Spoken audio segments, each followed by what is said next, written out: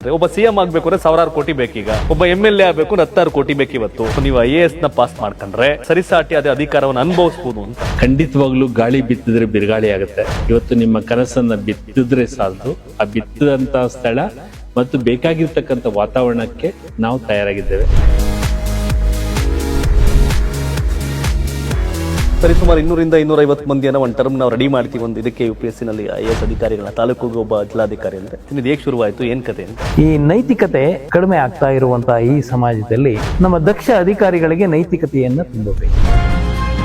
ಆಡಳಿತ ವರ್ಗದ ಬಗ್ಗೆ ನೀವು ಇವಾಗಲೇ ರೆಡಿ ಮಾಡ್ಬೇಕು, ನೈತಿಕತೆ ಇವೆಲ್ಲ ಇಟ್ಕೊಂಡು ಹೊರಟಿದ್ದೀರಿ ಸರ್, ಏನನ್ಸುತ್ತೆ? ಭ್ರಷ್ಟಾಚಾರದ ಕಪ್ಪು ಚುಕ್ಕಿಗಳನ್ನ ಪಡಿತಾ ಇರತಕ್ಕಂಥ ಅಧಿಕಾರ ವರ್ಗ. ಒಬ್ಬ ರಾಜಕಾರಣಿಗೆ 5 ವರ್ಷ, ಆದ್ರೆ ಒಬ್ಬ ಅಧಿಕಾರಿಗೆ 60 ವರ್ಷ 58 ವರ್ಷವರೆಗೂ ಸೇವೆ ಮಾಡ್ಲಿಕ್ಕೆ ಅವಕಾಶ ಇದೆ. ತಾಲೂಕಿಗೆ ಒಬ್ಬ ಜಿಲ್ಲಾಧಿಕಾರಿ ಅಂತ ಪರಿಕಲ್ಪನೆ ಹುಟ್ಕೊಂಡು ಯಾಕೆ? ತಾಲೂಕಿನಿಂದ ಒಬ್ಬೊಬ್ಬ ದಕ್ಷ ಪ್ರಾಮಾಣಿಕ ಅಧಿಕಾರಿ ಹೊರಹೊಮ್ಮಿದ್ರೆ ಆಗ ನಮ್ಮ ಸಮಾಜದ ಬದಲಾವಣೆಗೆ ಅನುಕೂಲ ಆಗ್ತದೆ. ಕಾನ್ಸೆಪ್ಟ್ ಹುಟ್ಟಿಗೆ ಕಾರಣ ಏನಾಯ್ತು? IAS ಕ್ರ್ಯಾಕ್ ಮಾಡಿರ್ತಕ್ಕಂಥ ಬಹಳಷ್ಟು ಜನ ಗ್ರಾಮೀಣ ಪ್ರದೇಶಗಳಲ್ಲಿದ್ದಾರೆ. ಸಾಧಕನೇ ಸೋತೆ ಹೊರತು ಸೋಮಾರಿಗಳ ಸೋತಲ್ಲ. ತಾಲೂಕಿಗೊಂದು ಜಿಲ್ಲಾಧಿಕಾರಿ ಪದ ಕೇಳಕ್ಕೆ, ಆ ಸ್ಲೋಗನ್ ಕೇಳಕ್ಕೆ, ಸಂಕಲ್ಪ ಕೇಳಕ್ಕೆ ಬಹಳ ಖುಷಿ ಆಗುತ್ತೆ. ಬಟ್ ಇದು ಕನ್ಸ, ಇದನ್ನ ವಾಸ್ತವಗ ರೂಪಕ್ಕೆ ತರಬಹುದಾ ಅಂತ. ಡಿಗ್ರಿ ಮುಗಿಸೋಷ್ಟ್ರ ಒಳಗಡೆ ಅವ್ರ IAS ಆಗ್ಬೋದು. ಆ ತರ ನಾವು ಅವ್ರನ್ನ ರೆಡಿ ಮಾಡ್ತಿದೀವಿ. ಬೆಳೆಯುವ ಸಿರಿ ಮೊಳಕೆಯಲ್ಲಿ ಅಂತ ಅವ್ರನ್ನ ಚಿಕ್ಕದ್ರಿಂದಾನೇ ಅವ್ರನ್ನ ರೆಡಿ ಮಾಡಿದಾಗ ಅವ್ರಿಗೆ ಅದು ತುಂಬಾ ಈಸಿ ಆಗುತ್ತೆ. ನನ್ನ ಮಗ ಸೈನ್ಸ್ ಅಲ್ಲಿ ಸ್ಕೋರ್ ಮಾಡಿಲ್ಲ ಅಂತ ವರಿ ಮಾಡ್ಕೊಳ್ಳೋರು ಪೇರೆಂಟ್ಸ್. ಇವತ್ತು ನನ್ನ ಮಗ ಸಂಸ್ಕಾರ ಕಲ್ತಿಲ್ವಲ್ಲ ಅಂತ ವರಿ ಮಾಡ್ಕೊಳ್ಳೋ ಸನ್ನಿವೇಶ. ಆದ್ರೂ ಹಾಗೂ ನೀನು ಮೊದಲು ಮಾನವನಾಗು ಅಂತ ಹೇಳಿ ಹೃದಯ ಪುರಾಣಿಕರು ಒಂದು ಮಾತು ಹೇಳ್ತಾರೆ, all power is with in you, you can do anything and everything. ನೈತಿಕತೆ ಅಂತಕ್ಕಂಥದ್ದು it's not a lesson, it's a part of life. ಸ್ಟೂಡೆಂಟ್ಗಳು ಯಾವಾಗ ಸಕ್ಸಸ್ ಆದ್ರು, ಪಾಸ್ ಆದ ತಕ್ಷಣ ಸಕ್ಸಸ್ ಅಥವಾ ಸಕ್ಸಸ್ ಅಂದ್ರೆ ಏನು ಅಂತ? Success not after examination sir, result ಅಲ್ಲ. ನಮ್ಮ ಪ್ರತಿಷ್ಠಾನ IAS ಅಕಾಡೆಮಿ ಅಂದ್ರೆ ಏನು? ಇದು ಕನಸುಗಳನ್ನ ಅಧಿಕಾರವನ್ನಾಗಿ, ಅಧಿಕಾರವನ್ನ ಜನಸೇವೆಗಾಗಿ ಬಳಸುವ ಒಂದು ಸಂಸ್ಥೆ.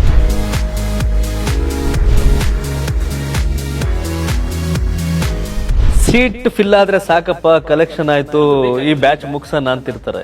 Not the quantity, the quality. ಅದು ಪುಸ್ತಕದ ಜ್ಞಾನ ಮಾತ್ರ ಅಲ್ಲ, ಬದುಕಿನ ಜ್ಞಾನ. ನಿಮ್ಮ ಕಾರ್ಯಕ್ರಮ ಸೀಟ್ ತುಂಬೋದಲ್ಲ, ಸಮರ್ಥರನ್ನ ತುಂಬೋದು ಅಂತ. ಎದೆಗೆ ಬಿದ್ದ ಅಕ್ಷರ, ಭೂಮಿಗೆ ಬಿದ್ದ ಬೀಜ ಯಾವತ್ತೂ ವಿಫಲ ಆಗುದಿಲ್ಲ.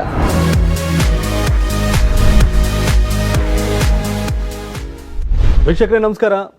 ಒಬ್ಬ ಜನನಾಯಕ, ಒಬ್ಬ ಜನಪ್ರತಿನಿಧಿ 5 ವರ್ಷಕ್ಕೆ ಸಿಕ್ಕಂತ ಅವಕಾಶದಲ್ಲಿ ತನ್ನ ಕ್ಷೇತ್ರವನ್ನ ಉದ್ಧಾರ ಮಾಡಲಿಕ್ಕೆ ಒಂದು ಅವಕಾಶ ಕೊಡ್ತಾರೆ ಜನ. ಅದನ್ನ ಬಳಸ್ಕೊಂಡ್ರೆ ಆ ಕ್ಷೇತ್ರ ಉದ್ಧಾರ ಆಗುತ್ತೆ. ಆದರೆ ಒಬ್ಬ ಅಧಿಕಾರಿ, ಒಬ್ಬ ಜಿಲ್ಲಾಧಿಕಾರಿ, ಒಬ್ಬ IAS ಅಧಿಕಾರಿ ಮನ್ಸು ಮಾಡಿದ್ರೆ ಆತ ಆಯ್ಕೆ ಆದ ನಂತರ ಒಂದು 25ರಿಂದ 30 ವರ್ಷ ಅವಕಾಶ ಇರುತ್ತೆ. ಆ 25ರಿಂದ 30 ವರ್ಷ ಅವಕಾಶದಲ್ಲಿ ಒಬ್ಬ ಮುಖ್ಯಮಂತ್ರಿ ಮಾಡುವಂಥ ಅಷ್ಟು ದೊಡ್ಡ ಸಾಧನೆ ಮಾಡಲಿಕ್ಕೆ ಒಬ್ಬ ಅಧಿಕಾರಿಗೆ ಅವಕಾಶ ಇರುತ್ತೆ. ಯಾಕೆಂದರೆ 25-30 ವರ್ಷ ಅವಕಾಶ ಸಿಗುತ್ತೆ. ಉತ್ತರ ಭಾರತೀಯರು ಅತಿ ಹೆಚ್ಚಾಗಿ IAS IPS ಪರೀಕ್ಷೆಗಳನ್ನ, UPSC ಪರೀಕ್ಷೆನ ಪಾಸ್ ಮಾಡ್ತಿದ್ದಾರೆ. ನಾವೆಲ್ಲ ದಕ್ಷಿಣ ಭಾರತದವ್ರು, ನಾವೆಲ್ಲ ಬುದ್ಧಿವಂತರು, ಬೆಳೆದಿದ್ದೀವಿ ಅಂತ ಅನ್ಕೋತೀವಿ. ಆದರೆ ಉದ್ಯಮದಲ್ಲಿ ಬೆಳೆದಿರ್ತೀವಿ, ದುಡ್ಡು ಮಾಡೋರು ಬೆಳೆದಿರ್ತೀವಿ. ಆದರೆ ಆಡಳಿತಾತ್ಮಕವಾಗಿ ನಮಗೆ ಚುಕ್ಕಾಣಿ ಮತ್ತು ಅವಕಾಶ ಸಿಗಬೇಕು ಅಂತ ಹಿಂದುಳಿದಿದ್ದೀವಿ. ಸೊ ಆ ಕಾರಣಕ್ಕೋಸ್ಕರ ಪ್ರತಿಷ್ಠಾನ IAS ಅಕಾಡೆಮಿ ಇಡೀ ಕರ್ನಾಟಕದಲ್ಲಿ ತಾಲೂಕಿಗೊಂದು ಜಿಲ್ಲಾಧಿಕಾರಿ ಅನ್ನೋ ಕಾನ್ಸೆಪ್ಟಲ್ಲಿ ಕರ್ನಾಟಕದಲ್ಲಿ ಅತಿ ಹೆಚ್ಚು IAS ಅಧಿಕಾರಿಗಳನ್ನ ತಯಾರು ಮಾಡಬೇಕು ಅನ್ನೋ ಉದ್ದೇಶಕ್ಕೆ ಸಂಕಲ್ಪ ಮಾಡ್ಕೊಂಡು ಹೊರಟಿದ್ದಾರೆ. ಸೊ ಈ ಕಾರಣಕ್ಕೆ ಭಾಳ ಖುಷಿಯಾದಂಥ ವಿಷಯ. ಸಂದರ್ಶನಕ್ಕೆ ನಾನು ಅದನ್ನ ಅಪ್ರೋಚ್ ಮಾಡಿದಾಗ ಭಾಳ ಖುಷಿ ಆಯಿತು ಅಂತ. ಸೊ ಹಾಗಾಗಿ ನಿಮಗೂ ಕೂಡ ಕೂತಿರ್ತಕ್ಕಂಥ ಗೆಸ್ಟ್ಗಳು ನೋಡೋದು ಭಾಳ ಆಶ್ಚರ್ಯ ಆಗುತ್ತೆ. ಸಾತ್ವಿಕ ರಾಜಕಾರಣ, ಇವತ್ತೂ ಕೂಡ ಈ ವ್ಯಕ್ತಿ ಹೆಸರು ಕೇಳಿದ್ರೆ ಎಸ್, ಅದ್ಭುತವಾದಂಥ ಒಳ್ಳೆ ವ್ಯಕ್ತಿ ಅಂತ ಹೇಳ್ತಾರೆ.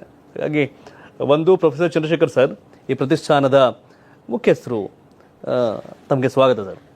ಹಾಗೆ ಗೌರವ ಅಧ್ಯಕ್ಷರು ನರೇಂದ್ರ ಬಾಬು ಸರ್, ರಾಜಕಾರಣಿ, ಚಿಂತಕರು, ಎಲ್ಲ ಸೆಗ್ಮೆಂಟಲ್ಲೂ ಕೂಡ ಸರ್ ಇದ್ದಾರೆ. ಸೊ ಹಾಗಾಗಿ ಸರ್ ಕೂಡ ಈ ಪ್ರತಿಷ್ಠಾನ IAS ಅಕಾಡೆಮಿಯ ಗೌರವ ಅಧ್ಯಕ್ಷರು. ಸರ್ ತಮಗೂ ಕೂಡ ಕಾರ್ಯಕ್ರಮ ಸ್ವಾಗತ. ಹಾಗೆ ರಶ್ಮಿ ರಾಣಿ ಅವರು ಕೋಆರ್ಡಿನೇಟರ್, ಅವರು ಕೂಡ ನನ್ನ ಈ ಒಂದು ಪಾಡ್ಕಾಸ್ಟ್ ಇದ್ದಾರೆ. ಮೇಡಮ್ ನಮಸ್ಕಾರ. ನಮಸ್ತೆ. ನನಗೆ ಈ ಕಾನ್ಸೆಪ್ಟ್ ಕೇಳಿದಾಗಲೂ ಭಾಳ ಖುಷಿ ಆಯಿತು. ಯಾಕೆ ನಾನು ಇದನ್ನು ಬಹುತೇಕ ರಾಜಕಾರಣಿಗಳ ಸಂದರ್ಶನ ಮಾಡುವಂಥ ಸನ್ನಿವೇಶಗಳನ್ನ ಯಾವಾಗಲೂ ಔಟ್ ಆಫ್ ದ ಬಾಕ್ಸ್ ರಾಜಕಾರಣ ಬಿಟ್ಟರೆ ಬೇರೆ ಇಂಟರ್ವ್ಯೂಗಳು ಕಡಿಮೆ. ಬಟ್ ಅದಕ್ಕಿಂತ ಒಂದು ಒಳ್ಳೆ ಕೆಲಸ ಅಲ್ಲ ಇದು, ಅದಕ್ಕಿಂತ ಒಳ್ಳೆಯವ್ರನ್ನ ಹುಟ್ಟಾಕುವಂಥ ಕಾರ್ಯಕ್ರಮ ಅಲ್ಲ ಅಂತ ಮೊನ್ನೆ ಒಂದು ಯುವ ಲೀಡರ್ ಅಂತ ಅವಾರ್ಡ್ ಫಂಕ್ಷನ್ ಮಾಡಿದ್ವಿ. MP MLAಗಳು ಯಾರು ಬೇಕಾದ್ರೂ ಆಗ್ಬೋದು, ಲೀಡರ್ ಆಗೋದು ಭಾಳ ಕಷ್ಟ ಅಂತ, ನಮ್ಮ ರಾಜ್ಯಕ್ಕೆ ಲೀಡರ್ಗಳು ಬೇಕು ಅಂತ. ನಿಮ್ಮ ಕಾನ್ಸೆಪ್ಟ್ ಕೇಳಿದ್ಮೇಲೆ ಅದಕ್ಕಿಂತ ಮಿಗಿಲಾದಂಥ ಕಾನ್ಸೆಪ್ಟ್ ಇದು.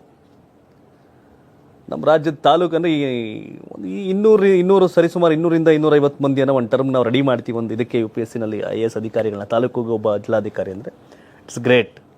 ಕಾನ್ಸೆಪ್ಟೇ ಚೆನ್ನಾಗಿತ್ತು. ಆ ಕಾರಣಕ್ಕೆ ನಾನು ಈ ಸಂದರ್ಶನದಲ್ಲಿ ಇವತ್ತು ನಿಮ್ಮ ಜೊತೆ ಕೂರೋ ಥರ ಬಂತು. Thank you very much sir. ಅದಕ್ಕೂ ಮುಂಚಿತವಾಗಿ ನಾನು ನಿಮ್ಮದು ಬ್ರೌಚರ್ ನೋಡ್ತಾ ಇದ್ದೆ, ಅದನ್ನು ಓದ್ಬಿಡ್ತೀನಿ ಒಂದ್ಸರಿ. ಭಾರತದ ಆಡಳಿತಕ್ಕೆ ಇಂದು ಬೇಕಿರುವುದು ಬುದ್ಧಿವಂತಿಕೆ ಮಾತ್ರವಲ್ಲ, ನೈತಿಕತೆ, ಧರ್ಮನಿಷ್ಠೆ ಮತ್ತು ಜನಸೇವೆಯ ಬದ್ಧತೆ.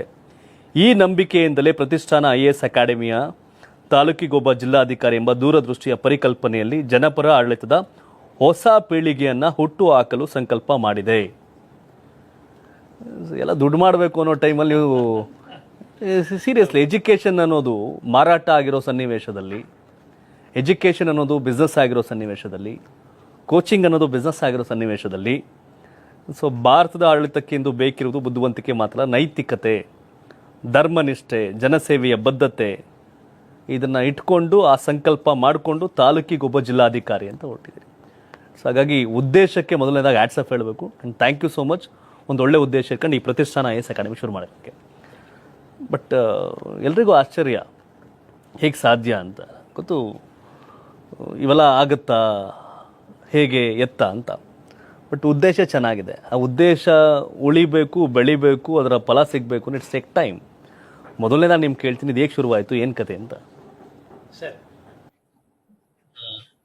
ಕರ್ನಾಟಕ ಟಿವಿಗೆ ನನ್ನನ್ನು ಬರಮಾಡಿಕೊಂಡು ಅವಕಾಶ ಕೊಟ್ಟಿದ್ದಕ್ಕೆ ಧನ್ಯವಾದಗಳು. ಈ ಪ್ರತಿಷ್ಠಾನ IAS ಅಕಾಡೆಮಿ ಅಂತ ನಾವೇನು ಪ್ರಾರಂಭ ಮಾಡಿದ್ದೀವಿ, ಒಂದು ಈ ಸಾಮಾಜಿಕ ಚಳುವಳಿ ಅಂತ ಹೇಳ್ತೀವಿ. ಈ ನೈತಿಕತೆ ಸ್ವಲ್ಪ ಕಡಿಮೆ ಆಗ್ತಾ ಇರುವಂತಹ ಈ ಸಮಾಜದಲ್ಲಿ ನಮ್ಮ ದಕ್ಷ ಅಧಿಕಾರಿಗಳಿಗೆ ನೈತಿಕತೆಯನ್ನ ತುಂಬಬೇಕು. ಅದು ಯಾರು IAS ಮಾಡಬೇಕು ಅಂತ ಆಸೆ ಇಟ್ಕೊಂಡಿರ್ತಾರೆ, ದೇಶವನ್ನ ಒಳ್ಳೆ ಆಡಳಿತಗಾರನ ಆಗ್ಬೇಕು ಅಂತಾರೆ, ಬುದ್ಧಿವಂತಿಕೆಯಿಂದ ಬರ್ತಿದ್ದಾರೆ. ಆದರೆ ಅವರಿಗೆ ನೈತಿಕತೆ, ಪ್ರಾಮಾಣಿಕತೆ ಮತ್ತೆ ದಕ್ಷತೆಯನ್ನ ತರಬೇತಿಯನ್ನ ಕೊಡೋದ್ರ ಮುಖಾಂತರ ನಾವು ಒಳ್ಳೆ ಮುಂದಿನ ಪೀಳಿಗೆಯನ್ನ ಮತ್ತೆ ಸಮಾಜವನ್ನು ನಾವು ಕಟ್ಬಹುದು ಅಂತ ಆಶಿಸ್ಬೋದು. ನನಗೆ ಇನ್ನೊಂದು ಅಂದರೆ ಜನಗಳಿಗೂ ಅಷ್ಟೇ ಪ್ರತಿಷ್ಠಾನದ ಬಗ್ಗೆ ಒಂದು ರೀತಿ ನಂಬಿಕೆ ಬರಬೇಕು ಅಂದರೆ ಅದಕ್ಕೆ ನಂಬಿಕೆಯ ಮೂರ್ತಿ ನರಸಿಂಹರಾವ್ ಸರ್. ಯಾಕಂದರೆ ನುಡಿದಂತೆ ನಡೆದು ರಾಜಕಾರಣ ಮಾಡಿದಂಥ ವ್ಯಕ್ತಿ. ಇವೆಲ್ಲವೂ ಕೂಡ ನೈತಿಕತೆ, ರಾಜಕಾರಣದ ನೈತಿಕತೆ, ರಾಜಕಾರಣ ಧರ್ಮನಿಷ್ಠೆ, ಜನಸೇವೆಯ ಬದ್ಧತೆ, ಇವೆಲ್ಲ ಅಂಶಗಳನ್ನ ಒಳಗೊಂಡಂಥ ವ್ಯಕ್ತಿತ್ವ ನರಸಿಂಹರಾವ್ ಸರ್. ಹಾಗಾಗಿ ಗೌರವ ಅಧ್ಯಕ್ಷರು. ಹಾಗಾಗಿ ಈ ಪ್ರತಿಷ್ಠಾನ IAS ಅಕಾಡೆಮಿ ಬಗ್ಗೆ ನಂಬಿಕೆ ಅಂತಂದಾಗ ಸರ್ ನೋಡಿದ ತಕ್ಷಣ ಆ ನಂಬಿಕೆ ಸಹಜವಾಗಿ ಬರುತ್ತೆ. ಯಾಕೆಂದರೆ ರಾಜಕಾರಣಿಗಳು ಹಿಂದೆ ಇವೆಲ್ಲವನ್ನು ಉಳಿಸ್ಕೊಂಡಿದ್ರು, ಆಗ ವ್ಯವಸ್ಥೆ ಹಂಗಿತ್ತು. ಈಗ ರಾಜಕಾರಣಿಗಳ ಬಗ್ಗೆ ನಂಬಿಕೆ ಹೋದಾಗ ಉಳ್ಕೊಂಡಿರ್ತಕ್ಕಂಥ ಒಂದು ಪಿಲ್ಲರ್ ಅಂದರೆ ಪ್ರಬಲವಾದಂಥ ಪಿಲ್ಲರ್ ಆಡಳಿತ. ಆಡಳಿತ ವರ್ಗದ ಬಗ್ಗೆ ನೀವು ಇವಾಗಲೇ ರೆಡಿ ಮಾಡಬೇಕು, ನೈತಿಕತೆ ಇವೆಲ್ಲ ಇಟ್ಕೊಂಡು ಹೊರಟಿದ್ದೀರಿ ಸರ್, ಏನನ್ಸುತ್ತೆ? ಇಲ್ಲ, ಖಂಡಿತವಾಗ್ಲೂ ಅವಶ್ಯಕತೆ ಇದೆ, ನೀಡ್. ಇವತ್ತಿನ ವ್ಯವಸ್ಥೆಗಳು ನೋಡಿದಾಗ ಪ್ರತಿ ದಿವಸ ನೋಡ್ತಾ ಇದ್ವಿ ಭ್ರಷ್ಟಾಚಾರದ ಕಪ್ಪು ಚುಕ್ಕಿಗಳನ್ನ ಪಡಿತಾ ಇರತಕ್ಕಂಥ ಅಧಿಕಾರ ವರ್ಗ. ಮತ್ತು ನೀವೇ ಆರಂಭದಲ್ಲಿ ಹೇಳಿದಾಗೆ ಒಬ್ಬ ರಾಜಕಾರಣಿಗೆ 5 ವರ್ಷ, ಆದರೆ ಒಬ್ಬ ಅಧಿಕಾರಿಗೆ 60 ವರ್ಷ 58 ವರ್ಷವರೆಗೂ ಸೇವೆ ಮಾಡ್ಲಿಕ್ಕೆ ಅವಕಾಶ ಇದೆ. ವಿಶೇಷವಾಗಿ ಉನ್ನತ ಅಧಿಕಾರಿಗಳು ಇವತ್ತು ಅವ್ರು ಯಾವ ಸಂಕಲ್ಪ ಇಟ್ಕೊಂಡು ಬರ್ತಾರೆ ಅಥವಾ ಯಾವ ಸಂಕಲ್ಪ ಅವ್ರು ಇರಬೇಕು ಅಂತೇಳಿ ಜನ ಬಯಸ್ತಾರೆ, ಅಜಗಜಾಂತರ ಇವತ್ತು ಕಂದಕ ಉಂಟಾಗ್ತಾ ಇದೆ, ಗ್ಯಾಪ್ ಆಗ್ತಾ ಇದೆ. ಇದಕ್ಕೆ ಕಾರಣ ಏನು? ಆರಂಭದಲ್ಲಿ ಮೊಳಕೆಯಲ್ಲೇನೆ ಅಥವಾ ಆ ಬೀಜದ ಡಿಫೆಕ್ಟಾ ಅಥವಾ ಅದು ಆರಂಭದ ನರ್ಚರಿಂಗ್ ಮಾಡಿದ ಡಿಫೆಕ್ಟಾ ಅಂತ ನೋಡಿದಾಗ ಖಂಡಿತವಾಗ್ಲೂ ಇಲ್ಲ, ಆರಂಭದಲ್ಲೇ ಇವರ ಸಂಕಲ್ಪದ ಕೊರತೆ.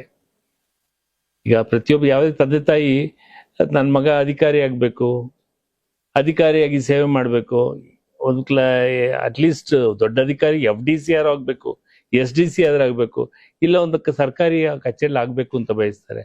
ಬಯಸಾದ್ಮೇಲೆ ಅಲ್ಲಿ ಅವನು ಏನ್ ಮಾಡ್ತಾನೆ ಅನ್ನೋದು ಬಹಳ ಮುಖ್ಯ. ಆ ದೃಢ ಸಂಕಲ್ಪ ಇಲ್ದೇನೆ ಹೋದ್ರೆ ಖಂಡಿತವಾಗ್ಲೂ ಎಂಟೈರ್ ಸಿಸ್ಟಮ್ ಗೆಟ್ ಕರಪ್ಟೆಡ್. ನಾನು ಯಾವಾಗ್ಲೂ ಹೇಳ್ತಾ ಇದ್ದೆ, elections without corruption cannot give a good administration or corruption free administration. So ಈ ದೃಷ್ಟಿಯಿಂದ ನೈತಿಕತೆ ಅನ್ನೋದು ಖಂಡಿತವಾಗ್ಲೂ ಇವತ್ತು ಆ ಕಾನ್ಫಿಡೆನ್ಸ್ ಬಿಲ್ಡ್ ಮಾಡ್ತಕ್ಕಂಥದ್ದು ಬಹಳ ಮುಖ್ಯ. ನೀವು ಹೇಳಿದ್ರ ರಾಜಕಾರಣದಲ್ಲಿ ಕಲುಷಿತ ಆಗಿದೆ. ನಮ್ಮ ಹಿರಿಯರು ಹೇಳ್ತಾ ಇದ್ರು, ಅವರೊಂದು ಮಾತು ಹೇಳ್ತಾ ಇದ್ರಿ ಏನಂತೆ, ನಮ್ಮ ಸ್ಪೀಕರ್ ಒಬ್ರು ಒಂದು ಸಂದರ್ಭದಲ್ಲಿ ಕ್ಲಾಸ್ ತಗೊಂಡಾಗ ಹೇಳ್ತಾ ಇದ್ರು, ಒಂದು ಚುನಾವಣೆ ಬಂದಾಗ ಜನಗಳೇ ಒಂದು ಅಡಿಕೆ ಬೆಳೆದಲ್ಲಿ ದುಡ್ಡಿಟ್ಬಿಟ್ಟು ದಯವಿಟ್ಟು ಒಂದು ಊರಲ್ಲಿ ಕೊಟ್ಟು ನಮ್ಮ ಊರಿಗೆ ಒಂದು ರಸ್ತೆ ಮಾಡಿಕೊಡಿ, ಒಂದು ಒಳ್ಳೆ ಮೇಷ್ಟ್ರು ಕೊಡಿ, ಅಥವಾ ಪಶುವೈದ್ಯ ಶಾಲೆ ಮಾಡಿಕೊಡಿ, ನಮ್ಮ ಜಾನುವಾರುಗಳಿಗಿಲ್ಲ ಅಂತ ಜನ ಸೇರ್ತಾ ಇದ್ರು. ಇವತ್ತೇನಾಗ್ತಾ ಇದೆ, ಬಹಳ ದುರಂತ. ಚುನಾವಣೆಗೆ ನಿಂತ ಜಿಲ್ಲಾ ಪಂಚಾಯತ್ ಇರ್ಬೋದು, ಅಸೆಂಬ್ಲಿ ಇರ್ಬೋದು, ಗ್ರಾಮ ಪಂಚಾಯತಿ ಇರ್ಬೋದು, ಅಥವಾ ಪಾರ್ಲಿಮೆಂಟ್ ಇರ್ಬೋದು, ನಮ್ದು ಇಷ್ಟು ಸಂಘಗಳಿವೆ, ನಮ್ಮ ಇಷ್ಟು ಸಂಘಗಳಿಗೆ ದುಡ್ಡು ಕೊಡಿ, ಅವ್ರು ಇಷ್ಟು ಕೊಡ್ತಾರೆ, ನೀವೆಷ್ಟು ಕೊಡ್ತೀರಾ, ನಾನು ನಿಮ್ಗೆ ಮನ್ಸಿದೆ. ಹೀಗಾಗಿ ವ್ಯವಸ್ಥೆಗಳು ಎಲ್ಲೋ ಒಂದ್ ಕಡೆ ತಪ್ಪಾರಿ ಇದೆ, ಎಳೆದ್ಬಿಟ್ಟಿದೆ. ವಿನ್ಸ್ಟನ್ ಚರ್ಚಿಲ್ ಒಂದ್ ಮಾತು ಹೇಳಿದ್ದು ಯಾವಾಗ್ಲೂ ನಾನು ನೆನ್ಸ್ಕೊಳ್ತಾ ಇರ್ತೇನೆ. ಅವ್ನು ಹೇಳ್ತಾನೆ, if India is given freedom, it is going to be ruled by rascals, scoundrels, bandicoots and sweet tongued politicians ಅಂತ ಹೇಳ್ತಾನೆ. ಯಾವ ಮಟ್ಟಕ್ಕೆ ಇವತ್ತು ಎಲ್ಲಿ ಬಂದಿದೀವಿ ನಾವು? ಯಾವುದೇ ಪಕ್ಷ ಇವತ್ತು ಚುನಾವಣೆಗೆ ನಿಲ್ಸಕ್ಕಂಥ ಅಭ್ಯರ್ಥಿಗಳಿಗೆ ಅವನ್ ಬ್ಯಾಂಕ್ ಬ್ಯಾಲೆನ್ಸ್ ಏನು, ಅವನ್ ಜಾತಿ ಏನು, ಅದನ್ನ ಮತದಾರರ ಮೇಲೆ ಪ್ರಭಾವ ಬೀರ್ತಾ ಇದೆ. ಇಂಥ ವ್ಯವಸ್ಥೆ ಬಂದಾಗ ನಾವು ಉನ್ನತ IAS ಅಧಿಕಾರಿಗಳಾಗಿರ್ಬೋದು, KS ಅಧಿಕಾರಿಗಳಾಗಿರ್ಬೋದು, ಅಥವಾ ಉನ್ನತ ಅಧಿಕಾರಿಗಳಿಗೆ ಹೋಗ್ತಕ್ಕಂಥವ್ರು ಆ ಸಂಕಲ್ಪ ಇಲ್ದೇನೆ ಹೋದ್ರೆ, ಒಬ್ಬ ರಾಜಕಾರಣಿಗೆ ಹೇಗೆ ಸಂಕಲ್ಪ ಬೇಕೋ, ರಾಜಕೀಯ ಪಕ್ಷಕ್ಕೆ ಹೇಗೆ ಸಂಕಲ್ಪ ಬೇಕೋ, ಮತ್ತು ಊರಿಗೆ ನಮ್ಮೂರ್ಗೆ ಒಳ್ಳೆ ಡಾಕ್ಟರ್ ಬರ್ಲಿ ನಮ್ಮ ಆಸ್ಪತ್ರೆಗೆ ಅಂತ ಬಯಸ್ತೀವೋ ಇಲ್ವೋ? ನಮ್ಮೂರಿನ ಸರ್ಕಾರಿ ಶಾಲೆಗೆ ಒಳ್ಳೆ ಮೇಷ್ಟ್ರು ಬರ್ಲಿ ಅಂತೀವಿ. ನಮ್ ಸೇತುವೆ ಕಟ್ತಕ್ಕಂತ ಇಂಜಿನಿಯರು ಯೋಗ್ಯ ಇರ್ಬೇಕು, ಸಾಮರ್ಥ್ಯ ಇರ್ಬೇಕು. ಅವ್ನ್ ಭ್ರಷ್ಟಾಚಾರಿ ಆಗ್ಬಿಟ್ರೆ ಸೇತುವೆ ಎಷ್ಟು ದಿವಸ ಉಳಿಯುತ್ತೆ? ಹಾಗೇನೆ ಈ ವ್ಯವಸ್ಥೆಗೆ ಬರ್ತಕ್ಕಂಥ ಅಧಿಕಾರ ವರ್ಗ ಇದೆಯಲ್ಲ, ಇಲ್ಲಿ ಕಾಂಪಿಟೇಷನ್ ಅಲ್ಲ. ಒಂದು ಇವತ್ತಿರ್ತಕ್ಕಂಥ ಮಾನದಂಡ ಏನು, ಹೂ ಎವರ್ ಸ್ಟ್ಯಾಂಡ್ಸ್ ಫಸ್ಟ್, ಅಥವಾ ಥಿಯರಿಟಿಕಲಿ ಯಾರು ಉತ್ತಮ ಅಂಕಗಳನ್ನ ಗಳಿಸ್ತಾನೆ, ವೈವಾನಲ್ಲಿ ಬರ್ತಾರೆ, ಅವನು will be selected according to the category. But ನೈತಿಕತೆ ಅನ್ನೋದು ಒಂದು ಇದಷ್ಟೇನೆ ಪಾಠ ಆಗಿದೆ. ಬಟ್ ನಿಜವಾಗ್ಲೂ ಇವತ್ತು ನಮ್ಮ ರಾಜ್ಯದಲ್ಲಿ ನಾವು ಕಂಡಂತ ಒಳ್ಳೆ ಚಿರಂಜೀವಿ ಸಿಂಗ್ ಇರ್ಬೋದು, ಎಂತೆಂಥ ಅಧಿಕಾರಿಗಳನ್ನ ನಾವು ನೋಡಿದ್ದೇವೆ. ಅವರ ಸರಳತೆ ನೋಡಿದ್ದೇವೆ, ಅವರ ನಿಜವಾದ ಪ್ರಾಮಾಣಿಕತೆ ನೋಡಿದ್ದೇವೆ. ಅರಸರ ಕಾಲದಲ್ಲಿ ಅಡ್ವೈಸ್ ಮಾಡ್ತಾ ಇದ್ದಂತ ಎಂತೆಂಥ ಅಧಿಕಾರಿಗಳಿದ್ರು.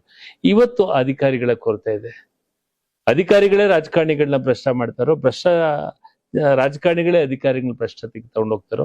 ಈ ದೃಷ್ಟಿಯಿಂದ ನಾವು IAS ಅಕಾಡೆಮಿಯಿಂದ ನಾವು ನೈತಿಕ ಪ್ರವೇಶ ಪರೀಕ್ಷೆ, there are lot of talented, ಪ್ರತಿ ಊರುಗಳಲ್ಲೂ ಖಂಡಿತವಾಗ್ಲೂ ಪ್ರತಿಭಾನ್ವಿತ ಮಕ್ಕಳಿದ್ದಾರೆ, ಪ್ರತಿಭಾನ್ವಿತ ಯುವಶಕ್ತಿ ಇದೆ. ಅಗಾಧವಾದ ಯುವಶಕ್ತಿಗೆ ನಮ್ಗೆ ರೋಲ್ ಮಾಡ್ಲಿ ಯಾರಾಗ್ಬೇಕು? ಆ ನೈತಿಕತೆಯನ್ನ ನಾವು ಮೈಗೂಡಿಸ್ಕೊಳ್ಳೋದ್ರಿಂದ ಏನಿದೆ, ಅದನ್ನ ನಾವು ಒಂದು ಟ್ರೆಂಡ್ ಅನ್ನ ಸೆಟ್ ಮಾಡ್ತಕ್ಕಂಥ ಅವಶ್ಯಕತೆ ಇದೆ. ಇಲ್ಲ ಅಂತ ಹೇಳಿದ್ರೆ ಖಂಡಿತವಾಗ್ಲೂ ನಮ್ಮ ದೇಶದಲ್ಲಿ ನಾವು ಏನೇ ಉತ್ತುಂಗಕ್ಕೆ ಹೋದ್ರೂ ಸಹ ಅಲ್ಟಿಮೇಟ್ಲಿ ದ ಕರಪ್ಷನ್ ಅಂತಕ್ಕಂಥ ಕ್ಯಾನ್ಸರ್ ಸಂಪೂರ್ಣ ನಿರ್ನಾಮ ಆಗ್ತದೆ. ನನ್ನನ್ನ ನೀವು ನಂಬೋದಿಲ್ಲ, ನಿಮ್ಮನ್ನ ನಾನು ನಂಬೋದಿಲ್ಲ, ವ್ಯವಸ್ಥೆನ ಯಾರು ನಂಬೋದಿಲ್ಲ. ಇಂಥ ಸ್ಥಿತಿಗೆ ಬಂದು ಜನಗಳು ದೂರೋದಲ್ಲ, ಎಲ್ಲೋ ಒಂದ್ ಕಡೆ ನಾವು ಅಂತಹ ಅಧಿಕಾರಿಗಳನ್ನು ಸೃಷ್ಟಿ ಮಾಡುವ ದಿಕ್ಕಿನಲ್ಲಿ IAS ಅಕಾಡೆಮಿ ಒಂದು ಕೆಲವು ಜಿಲ್ಲೆಗಳನ್ನ ಆಯ್ಕೆ ಮಾಡಿಕೊಂಡು ಅಲ್ಲಿ ನೈತಿಕ ಪ್ರವೇಶ ಪರೀಕ್ಷೆ ಇದನ್ನ ಆಯ್ಕೆ ಮಾಡಿ ಅವ್ರಿಗೆ ತರಬೇತಿ ಕೊಟ್ಟು, ಖಂಡಿತವಾಗ್ಲೂ what you sow shall you reap ಅಂತ ಹೇಳ್ತೇವೆ. ನಾವು ಬೇವು ಬಿತ್ಬಿಟ್ಟು ಮಾವಿನ ಫಲ ಬಯಸೋದ್ರಲ್ಲಿ ಅರ್ಥ ಇಲ್ಲ. ನಾವು ಬಿತ್ತುವಾಗ್ಲೇನೆ ಏನ್ ಬಿತ್ತುತ್ತಾ ಇದ್ದೀವಿ ಅನ್ನೋದು ಬಹಳ ಮುಖ್ಯ ಆಗತ್ತೆ. ಖಂಡಿತವಾಗ್ಲೂ ಈ ದಿಕ್ಕಿನಲ್ಲಿ ನಾನಂತೂ ಆಶಾಭಾವನೆ ಇದ್ದೇನೆ, ಮತ್ತು ಆ ರೀತಿಯಾದ ವಾತಾವರಣ ಅವಶ್ಯಕತೆ ಇದೆ. ನಮ್ಮ ಯಂಗ್ಸ್ಟರ್ಸ್ಗೂ ದೊಡ್ಡ ಉತ್ತುಂಗಕ್ಕೆ ಹೋಗಿ ನಿಮ್ಮಪ್ಪ ಇಂಥ ಕರಪ್ಟ್ ಅಂದ್ರೆ ಆ ಮಕ್ಳು ತಾನೇ ತಲೆ ಎತ್ಕೊಂಡು ಓಡೋಕ್ಕಾಗತ್ತ, ಅವನ ಹೆಂಡತಿ ತಾನೇ ತಲೆ ಇಟ್ಕೊಂಡಾಗತ್ತ, ಅಥವಾ ಸಮಾಜ ಬೇರುತ್ತೆ. ಇವತ್ತೊಂಥರ ರೋಗ ಆಗ್ಬಿಟ್ಟಿದೆ. ಈ ರೋಗನ ತಡೆದೋರ್ತಾಗಿ ಭಾರತಕ್ಕೆ ಖಂಡಿತವಾಗ್ಲೂ ವಿನ್ಸ್ಟನ್ ಚರ್ಚಿಲ್ ಮಾತಿದೆಯಲ್ಲ, ಅದು ಮತ್ತೆ ಮತ್ತೆ ನಮ್ಮನ್ನ ಎಚ್ಚರಿಸುತ್ತೆ. ದಕ್ಷತೆ, ಪ್ರಾಮಾಣಿಕತೆ ಮತ್ತು ತಾನು ತೆಗೆದುಕೊಂಡಂತ ಜವಾಬ್ದಾರಿಗಳನ್ನ ಹೃದಯವಂತಿಕೆಯಿಂದ ಕೆಲಸ ಮಾಡ್ತಕ್ಕಂಥ ಅಧಿಕಾರ ವರ್ಗ, ಒಬ್ಬ ಪೊಲೀಸ್ ಅಧಿಕಾರಿ ಇರ್ಬೋದು, ಒಬ್ಬ AC ಇರ್ಬೋದು, DC ಇರ್ಬೋದು, ಅಥವಾ FDC ಇರ್ಬೋದು, SDC ಇರ್ಬೋದು, ಸರ್ವೇಯರ್ ಇರ್ಬೋದು. ಈ ಜನ ಯಾಕೆ ಕಲಿತಾರೆ? ಅದಕ್ಕೆ ಹೇಗೆ ಕಚೇರಿ, there is no accountability, there is no transparency. ಇದು ಅವಶ್ಯಕತೆ ಇದೆ. ಈ ದೃಷ್ಟಿಯಿಂದ IAS ಅಕಾಡೆಮಿಯಿಂದ ನಾವು ಇಂತಹ ಒಂದು ಯುವ ಪೀಳಿಗೆಯನ್ನ, ಇಂತಹ ಅಧಿಕಾರ ವರ್ಗವನ್ನ ತಯಾರು ಮಾಡಬೇಕು ಅಂತ ಸಂಕಲ್ಪ ಇಟ್ಟಿದ್ದೇವೆ. ಇದು ಖಂಡಿತವಾಗ್ಲೂ ಸಮಾಜ ಇದು ಖಂಡಿತ ಸ್ಪಂದಿಸ್ತದೆ ಅಂತಕ್ಕಂಥ ಆಶಾಭಾವನೆ ನಮ್ದಿದೆ. ಸರ್, ರಶ್ಮಿರಾಣಿ ಅವರು, ನೀವು ತಾವು ಕೋಆರ್ಡಿನೇಟರ್ ಇದ್ದೀರಿ, ಹಾ ಸರ್, ನಮಸ್ತೆ. ಏನ್ ಹೇಳ್ತೀರಿ ಈ ಬಗ್ಗೆ ಅಂತ? ಸರ್, ಏನಂತ ಹೇಳಿದ್ರೆ ಇದು ಸರ್ಕಾರಿ ನೇಮಕಾತಿ ಮಾಡಿರುವಂತಹ ಒಂದು ಯೋಜನೆ ಅಲ್ಲ ನಮ್ದು. IAS ಪ್ರತಿಷ್ಠಾನ ಅಕಾಡೆಮಿ ಏನಿದೆ, ನಮ್ಮ ಉದ್ದೇಶ ಏನಿದೆ ಇಲ್ಲಿ, ಪ್ರತಿಯೊಬ್ಬ ವ್ಯಕ್ತಿ, ಯಾವ ವ್ಯಕ್ತಿ ಒಂದು ನಾನು ಅಧಿಕಾರಿ ಆಗ್ಬೇಕು ಅಂತ ಆಸೆ ಇಟ್ಕೊಂಡಿದ್ದಾನೋ ಒಂದು ಹುಡುಗ, ಆ ಹುಡುಗನಿಗೆ ನಾವು ಒಂದೇನಂದ್ರೆ ಒಂದು ದಾರಿ ತೋರಿಸ್ತಾ ಇದೀವಿ, ಮಾರ್ಗದರ್ಶನ ಕೊಡ್ತಾ ಇದೀವಿ. ಯಾವ ತರ ಅಂದ್ರೆ ಉತ್ತಮ ಮಾರ್ಗದರ್ಶನ ಕೊಡ್ತಾ ಇದೀವಿ. ನಾವೆಲ್ಲ ಜಿಲ್ಲಾಧಿಕಾರಿಗಳಂತ ಕೇಳಿದೀವಿ, ತಾಲೂಕಿಗೊಬ್ಬ ಜಿಲ್ಲಾಧಿಕಾರಿ ಅಂತ. ಇದು ಮೊದಲನೇ ಸತಿ ನಾವು IAS ಪ್ರತಿಷ್ಠಾನ ಅಕಾಡೆಮಿಯಿಂದ ಬಂದಿರೋ ಮೊದಲನೇ ಸತಿ, ಪ್ರಥಮ ಕಾನ್ಸೆಪ್ಟ್ ಇದು. ಯಾಕೆ ಇದನ್ನ ತಂದ್ವಿ ಅಂತ ಹೇಳಿದ್ರೆ, ಜಿಲ್ಲೆಗೊಬ್ಬ ಅಧಿಕಾರಿ ನಾವು ನೋಡಿದೀವಿ, ತಾಲೂಕಿಗೊಬ್ಬ ಅಧಿಕಾರಿ ಮಾಡೋದು ಒಂದು it makes a huge difference, ಒಂದು ಬೃಹತ್ ಡಿಫ್ರೆನ್ಸ್ ಅಂತಾನೆ ಹೇಳ್ಬೋದು. ಇದು ಸಾಧ್ಯನಾ ಅಂತ ನೀವು ಕೇಳ್ಬೋದು. ಖಂಡಿತ ಸಾಧ್ಯ. ಯಾಕೆ ಅಂತ ಹೇಳಿದ್ರೆ, ಉತ್ತರ ಪ್ರದೇಶದ ಮಾಧೋಪಟ್ಟಿ ಅಂತ ಒಂದು ಹಳ್ಳಿ ಇದೆ. ಆ ಒಂದು ಸಣ್ಣ ಹಳ್ಳಿನಲ್ಲಿ 75 ಕುಟುಂಬಗಳು ಮಾತ್ರ ಇದೆ. ಆ 75 ಕುಟುಂಬಗಳಲ್ಲಿ 51 ಜನ ಇವತ್ತಿಗೆ IAS ಮತ್ತೆ IPS ಆಗಿ ಪ್ರೂವ್ ಮಾಡಿ ತೋರಿಸಿದ್ದಾರೆ.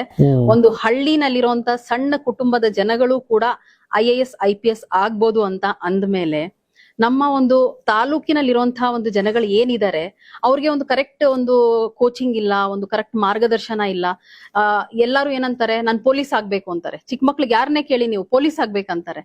ಬಟ್ ಪೊಲೀಸ್ ಆಗ್ಬೇಕಂದ್ರೆ ಏನ್ ಓದ್ಬೇಕು, ಹೇಗ್ ಓದ್ಬೇಕು, ಎಷ್ಟು ಓದ್ಬೇಕು, ಅದನ್ನ ನಾವು ನಮ್ಮ IAS ಪ್ರತಿಷ್ಠಾನ ಅಕಾಡೆಮಿನಲ್ಲಿ ಹೇಳ್ಕೊಡ್ಲಿಕ್ಕೆ ನಾವಿದೀವಿ.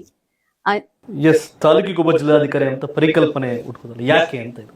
ಸರ್, ಒಂದು ಪ್ರತಿ ತಾಲೂಕಿನಿಂದ ಒಬ್ಬೊಬ್ಬ ದಕ್ಷ, ನೈತಿಕ, ಪ್ರಾಮಾಣಿಕ ಅಧಿಕಾರಿ ಹೊರಹೊಮ್ಮಿದ್ರೆ ಆಗ ನಮ್ಮ ಸಮಾಜದ ಬದಲಾವಣೆಗೆ ಅನುಕೂಲ ಆಗ್ತದೆ.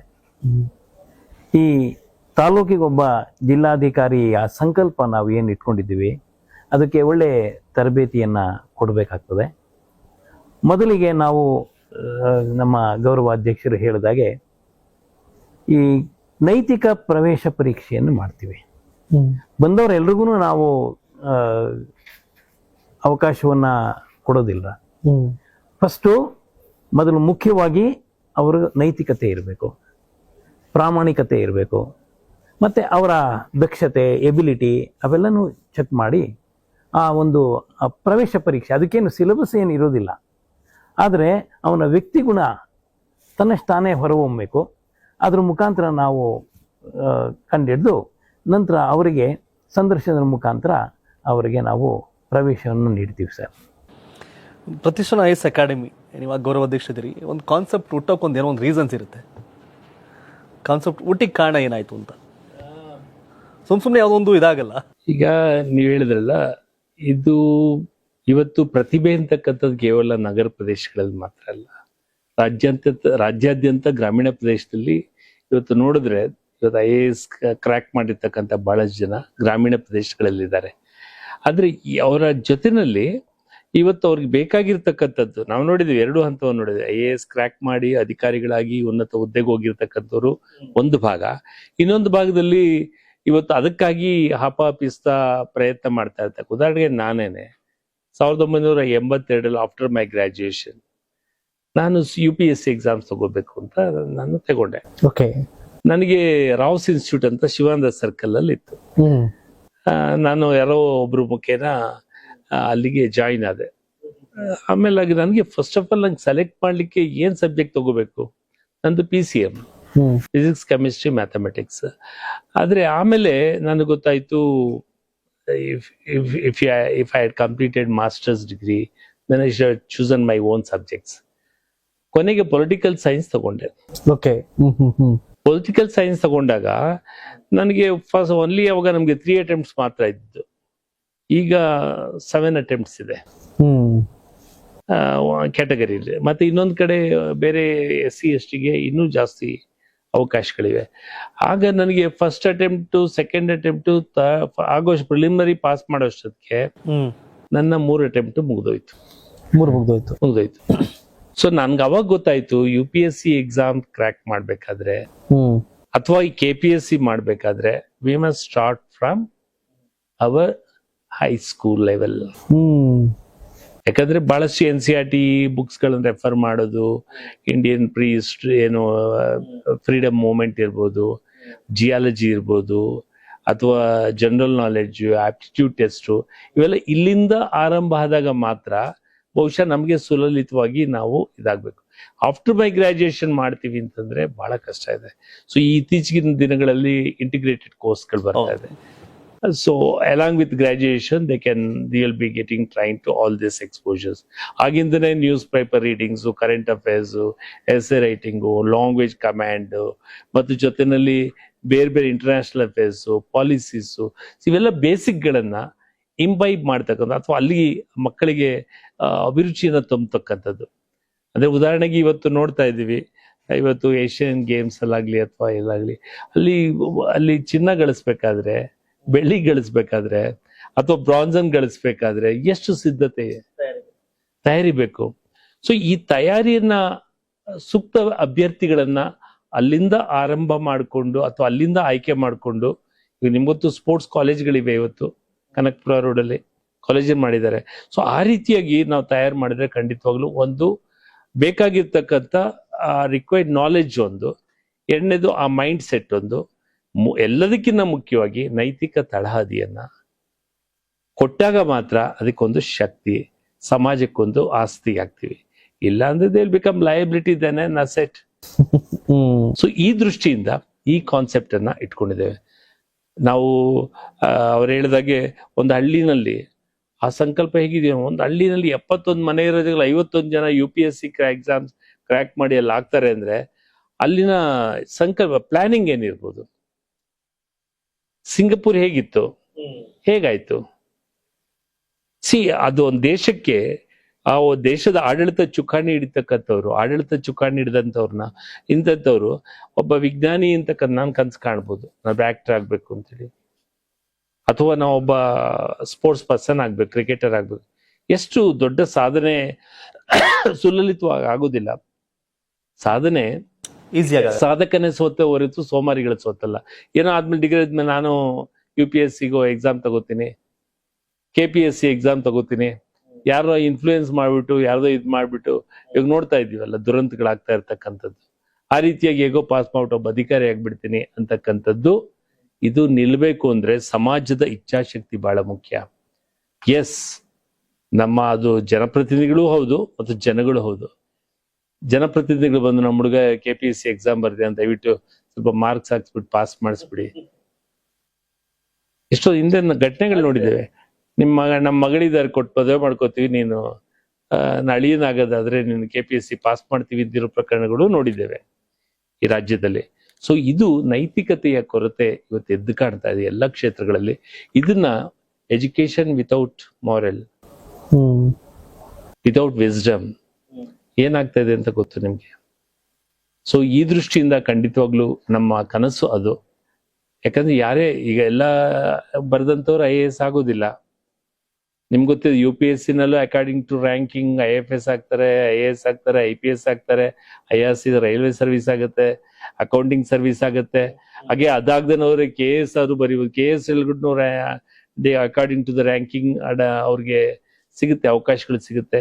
ಸೊ ಯಾವುದೇ ಅಧಿಕಾರಿ ಆಗ್ಬೇಕಾದ್ರೆ ಖಂಡಿತವಾಗ್ಲು ಹೇಳ್ತಾರೆ, ಒಂದು ಪ್ರಿಪರೇಷನ್ ಜೊತೆನಲ್ಲಿ ಆ ಇಚ್ಛಾಶಕ್ತಿ, ಆ ಮಾರಲ್ ಕಮಿಟ್ಮೆಂಟ್ ಇದೆಯಲ್ಲ, ಅದು ಕೊಡ್ತಕ್ಕಂಥ ದಿಕ್ಕಿನಲ್ಲಿ ನಾವು ಭದ್ರಾಗಿದ್ದೇವೆ. ಆ ದಿಕ್ಕಿನಲ್ಲಿ ನಾವು ಚಿಂತನೆ ಮಾಡ್ತಾ ಏನೋ ಒಂದು ಬಂದವ್ರಿಗೆಲ್ಲ ಟ್ರೈನಿಂಗ್ ಕೊಟ್ಬಿಟ್ಟು ನಾವು ಕಳಿಸಿ ಆ ಥರ ಆಗೋದು ಬೇಡ ಅಂತ. ಎಸ್ ಸರ್, ಒಂದು ಪ್ರಶ್ನೆ. ಈ ತಾಲೂಕಿಗೊಂದು ಜಿಲ್ಲಾಧಿಕಾರಿ ಪದ ಕೇಳಕ್ಕೆ, ಆ ಸ್ಲೋಗನ್ ಕೇಳಕ್ಕೆ, ಸಂಕಲ್ಪ ಕೇಳಕ್ಕೆ ಭಾಳ ಖುಷಿ ಆಗುತ್ತೆ. ಬಟ್ ಇದು ಕನಸ, ಇದನ್ನ ವಾಸ್ತವಾಗ ರೂಪಕ್ಕೆ ತರಬಹುದಾ ಅಂತ? ಕಾರಣ ಈಗಾಗಲೇ ಕೆಲವು ಹಳ್ಳಿಗಳು ಮೇಡಮ್ನವರು ಹೇಳಿದಾಗೆ ಉತ್ತರ ಪ್ರದೇಶದಲ್ಲಿ ಆ ಹಳ್ಳಿನಲ್ಲಿ ಜನಗಳು ಮಾಡಿ ತೋರಿಸಿದ್ದಾರೆ. ಒಂದೇ ಹಳ್ಳಿಯಿಂದ 50ಕ್ಕೂ ಹೆಚ್ಚಿಗೆ ಜನಗಳು ನಮ್ಮ IAS ಮಾಡಿದ್ದಾರೆ.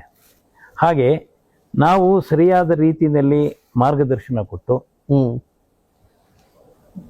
ಸೂಕ್ತ ವ್ಯಕ್ತಿಗಳನ್ನ ನಾವು ಸಂದರ್ಶನ ಮುಖಾಂತರ ಆಯ್ಕೆ ಮಾಡಿಕೊಂಡು ಅವರಿಗೆ ಸರಿಯಾದ ರೀತಿಯಲ್ಲಿ ನಾವು ತರಬೇತಿಯನ್ನು ಕೊಟ್ಟರೆ ನೈತಿಕತೆ, ಪ್ರಾಮಾಣಿಕತೆ ಅದನ್ನ ಆ ತರಬೇತಿ ಸಮಯದಲ್ಲಿ ಸ್ವಲ್ಪ ಒತ್ತು ಕೊಟ್ಟು ಅವರ ಉತ್ತಮ ವ್ಯಕ್ತಿಯನ್ನಾಗಿ ನಾವು ಆಡಳಿತಾಧಿಕಾರಿಯನ್ನಾಗಿ ಮಾಡಿದ್ರೆ ಖಂಡಿತ ನಮ್ಮ ಕನಸು ಮತ್ತೆ ನನಸಾಗ್ತದೆ.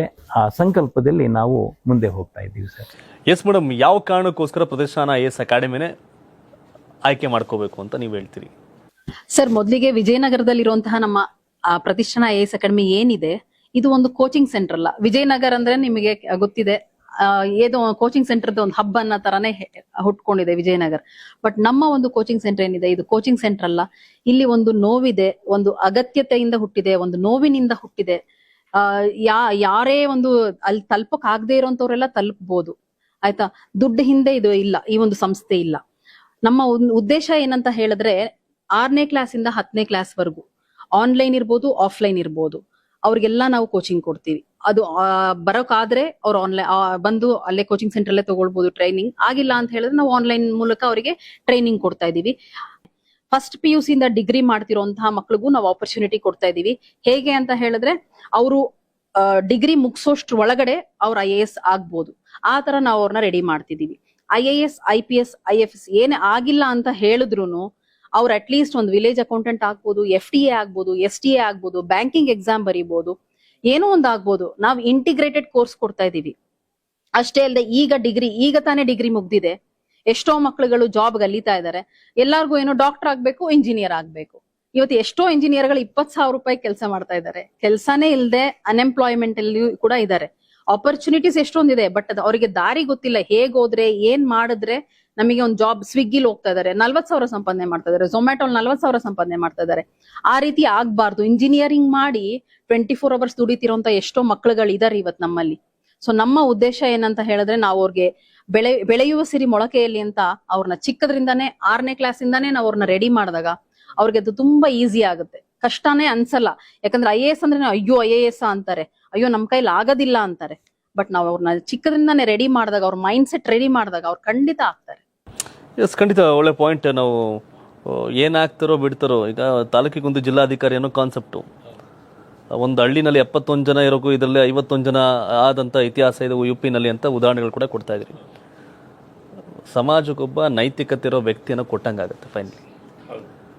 ಆದರೆ IAS, IPS, KS ಯಾವುದೋ ನೀವು ಹೇಳಿ ಅಟ್ಲೀಸ್ಟ್ FTNR ಆಗುತ್ತೆ ಅಂತ ಸರ್ ನೀವು ಮಾತಾಡ್ತಿದ್ರಿ. ಎಲ್ಲಕ್ಕಿಂತ ಮಿಗಿಲಾಗಿ ಮೊದಲು ಒಂದು ಕಾನ್ಸೆಪ್ಟ್ ಇತ್ತು ಸರ್, ನನ್ನ ಮಗ ಸೈನ್ಸಲ್ಲಿ ಸ್ಕೋರ್ ಮಾಡಿಲ್ಲ ಅಂತ ವರಿ ಮಾಡ್ಕೊಳ್ಳೋರು ಪೇರೆಂಟ್ಸು. ಇವತ್ತು ನನ್ನ ಮಗ ಸಂಸ್ಕಾರ ಕಲ್ತಿಲ್ವಲ್ಲ ಅಂತ ವರಿ ಮಾಡ್ಕೊಳ್ಳೋ ಸನ್ನಿವೇಶ.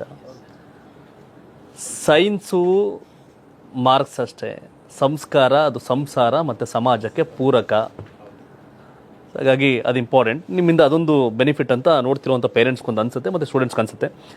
ಒಂದೇ ಪ್ರಯತ್ನದಲ್ಲಿ ಮಾಡಬೇಕು ಅಂತ ಕೆಲವೊಂದು ಆತರಕ್ಕೆ ಇರ್ತಾರೆ ಒಂದಷ್ಟು ಜನ. ಸೊ ಸಾಧ್ಯನಾ ನಿಮ್ಮಲ್ಲಿ ಅಂತ? ಖಂಡಿತ ಸಾಧ್ಯ ಇದೆ. ಅವ್ರು ಹೇಳಿದ್ರಲ್ಲ, ನಮ್ಮ ಮೇಡಮ್ ಹೇಳಿದಾಗೆ, ಇದು ಒಂದು ತರಬೇತಿ ಆದ್ರೆ ಹಲವು ಹುದ್ದೆಗಳು ಮತ್ತು ಬದುಕಿನ ಜವಾಬ್ದಾರಿ ಬಗ್ಗೆ. ನಾನು ಎಂಜಿನಿಯರ್ ಆಗ್ಬೇಕು ಅಂತ ಬಯಸ್ದೆ. ಕೊನೆಗೆ ಇಂಜಿನಿಯರ್ಗೆ ನನಗೆ PUC ಆದ್ಮೇಲೆ ನನಗೆ ಸಿಗೋ ಚಾನ್ಸಸ್ ಕಡಿಮೆ ಇತ್ತು. ವಿತ್ಡ್ರಾ ಮಾಡ್ತೀನಿ, ನಮ್ಮ ತಂದೆ ಹೇಳಿದ್ರು, ಬೇಡ ವಿತ್ಡ್ರಾ ಮಾಡು, ನೀನು ಡಿಗ್ರಿ ಮಾಡು, ಆಮೇಲೆ ಬೇಕಾದ್ರೆ ಇಂಜಿನಿಯರ್ ಆಗ್ಬೋದು ಅಂತ. ಅಂದ್ರೆ ನನ್ನ ತಂದೆ ಕೊಟ್ಟಂತ ಒಂದು ಕಾನ್ಫಿಡೆನ್ಸ್ ಮತ್ತು ಧೈರ್ಯ, ನನ್ನನ್ನು ಡಿಗ್ರಿ ಮಾಡಿದೆ. ಆಮೇಲೆ ನಾನು ಸಮಾಜದಲ್ಲಿ ಹಲವಾರು ಕ್ಷೇತ್ರಗಳಲ್ಲಿ ಕೆಲಸ ಮಾಡ್ತಕ್ಕಂಥ ಅವಕಾಶ ಸಿಕ್ತು. ಚಲನಚಿತ್ರ ರಂಗ ಆಯ್ತು, ದೂರದರ್ಶನ್ಗೆ ವರ್ಕ್ ಮಾಡಿದೆ, ರಂಗಭೂಮಿಗೆ ವರ್ಕ್ ಮಾಡಿದೆ, ಆಮೇಲೆ ಸಿನಿಮಾಗೆ ವರ್ಕ್ ಮಾಡಿದೆ, ಆಮೇಲೆ ರಾಜಕೀಯ ಕ್ಷೇತ್ರದಲ್ಲೂ ಬೇರೆ ಬೇರೆ ಹಂತಗಳಲ್ಲಿ ದೊಡ್ಡ ನಾಯಕರ ಜೊತೆ ಕೆಲಸ ಮಾಡಿದೆ. ಅದು ಸುಲಭನಾಗಿ ಯಾವ್ದು ದಕ್ಕೋದಿಲ್ಲ. ಆದ್ರೆ ಈ ಪಡೆದಂತ ಕಾನ್ಫಿಡೆನ್ಸ್ ಲೆವೆಲ್ ಇದೆಯಲ್ಲ, ಆತ್ಮವಿಶ್ವಾಸ, ನನಗೆ ನನ್ನ ರಾಜಕೀಯ ಬದುಕಿನಲ್ಲಿ 95 ದೊಡ್ಡ ತಿರುವನ್ನೇ ಕಂಡೆ. ಕಾನ್ಫಿಡೆನ್ಸ್ ಬಹಳ ಮುಖ್ಯ. ಏನಾದ್ರೂ ಆಗು, ನೀನು ಮೊದಲು ಮಾನವನಾಗು ಅಂತ ಹೇಳಿ ಸಿದ್ದಯ್ಯ ಪುರಾಣಿಕರು ಒಂದು ಮಾತು ಹೇಳ್ತಾರೆ. Whatever you become, either actor, politician, doctor, engineer, finance advisor, radio jockey or a sports person, but you must be human. That which counts in the long run. ದೂರದ ನಮ್ಮ ಬದುಕಿನ ಪಯಣದಲ್ಲಿ ಖಂಡಿತವಾಗ್ಲೂ ಹೇಳ್ತಾನೆ, ನಮ್ಮ ಪ್ಯಾನ್ ಮೇಕಿಂಗ್, ಕ್ಯಾರೆಕ್ಟರ್ ಬಿಲ್ಡಿಂಗ್ ಅಂತ ಹೇಳ್ತಾರಲ್ಲ, ನನಗೆ ಸಿಕ್ಕಂತ ಒಂದು ಅವಕಾಶ ರಾಮಕೃಷ್ಣ ಆಶ್ರಮದ ಪುರುಷೋತ್ತಮನಜಿಯವರ ಸಂಪರ್ಕ ಮತ್ತು ಹಲವಾರು ನನ್ನ ತಾಯಿ ಕೊಟ್ಟಂತ ಸಂಸ್ಕಾರ, ತಂದೆ ಕೊಟ್ಟಂತ ತಾಳ್ಮೆಯ ಪಾಠ, ಮತ್ತು ನನಗೆ ಬಹುಶಃ ಹೇಳ್ತೇನೆ, ಬದುಕಿನಲ್ಲಿ ಎಂಥ ಪರಿಸ್ಥಿತಿಯಲ್ಲೂ ನೀನು ನಿಲ್ಲಬಲ್ಲೆ, ತಾಬಲಂ ಜಗಬಲಂ ಅಂತ ಹೇಳ್ತಾರಲ್ಲ, ಇದು ನಮ್ಮ ಯುವಕರಿಗೆ ಕಲಿಸ್ಬೇಕಾಗಿದೆ. ನಾನು ಹೇಳ್ತೇನೆ, ಯಾವಾಗ್ಲೂ ಹೇಳ್ತಾ ಇರ್ತೇನೆ, ನೋಡಪ್ಪ ನೀನು ಮದ್ವೆ ಆಗ್ಬೇಕು ನಿಜ, ಇಂಥ ಹುಡುಗಿನೇ ಬೇಕು ಅಂತ ಹೇಳಿದ್ರೆ ಖಂಡಿತವಾಗ್ಲು ನೀನು ಸಾಧ್ಯ ಇಲ್ಲ. ಬಂದಂತ ಹುಡುಗಿ ಸಂಸಾರ ಮಾಡಬಲ್ಲ, ಸಂಸ್ಕಾರ ಇರಬಲ್ಲ ಅನ್ನೋದು ನೀನ್ ಬಯಸ್ಬೇಕೇ ಹೊರತು ನೀನ್ ಇದೇ ಬಯಸ್ಕೊ ನಿನ್ ಮದುವೆನೂ ಆಗಲ್ಲ, ಕೊನೆಗೆ ನಿನ್ ಸಂಸಾರನು ಏಳ್ಗೆ ಆಗೋದಿಲ್ಲ.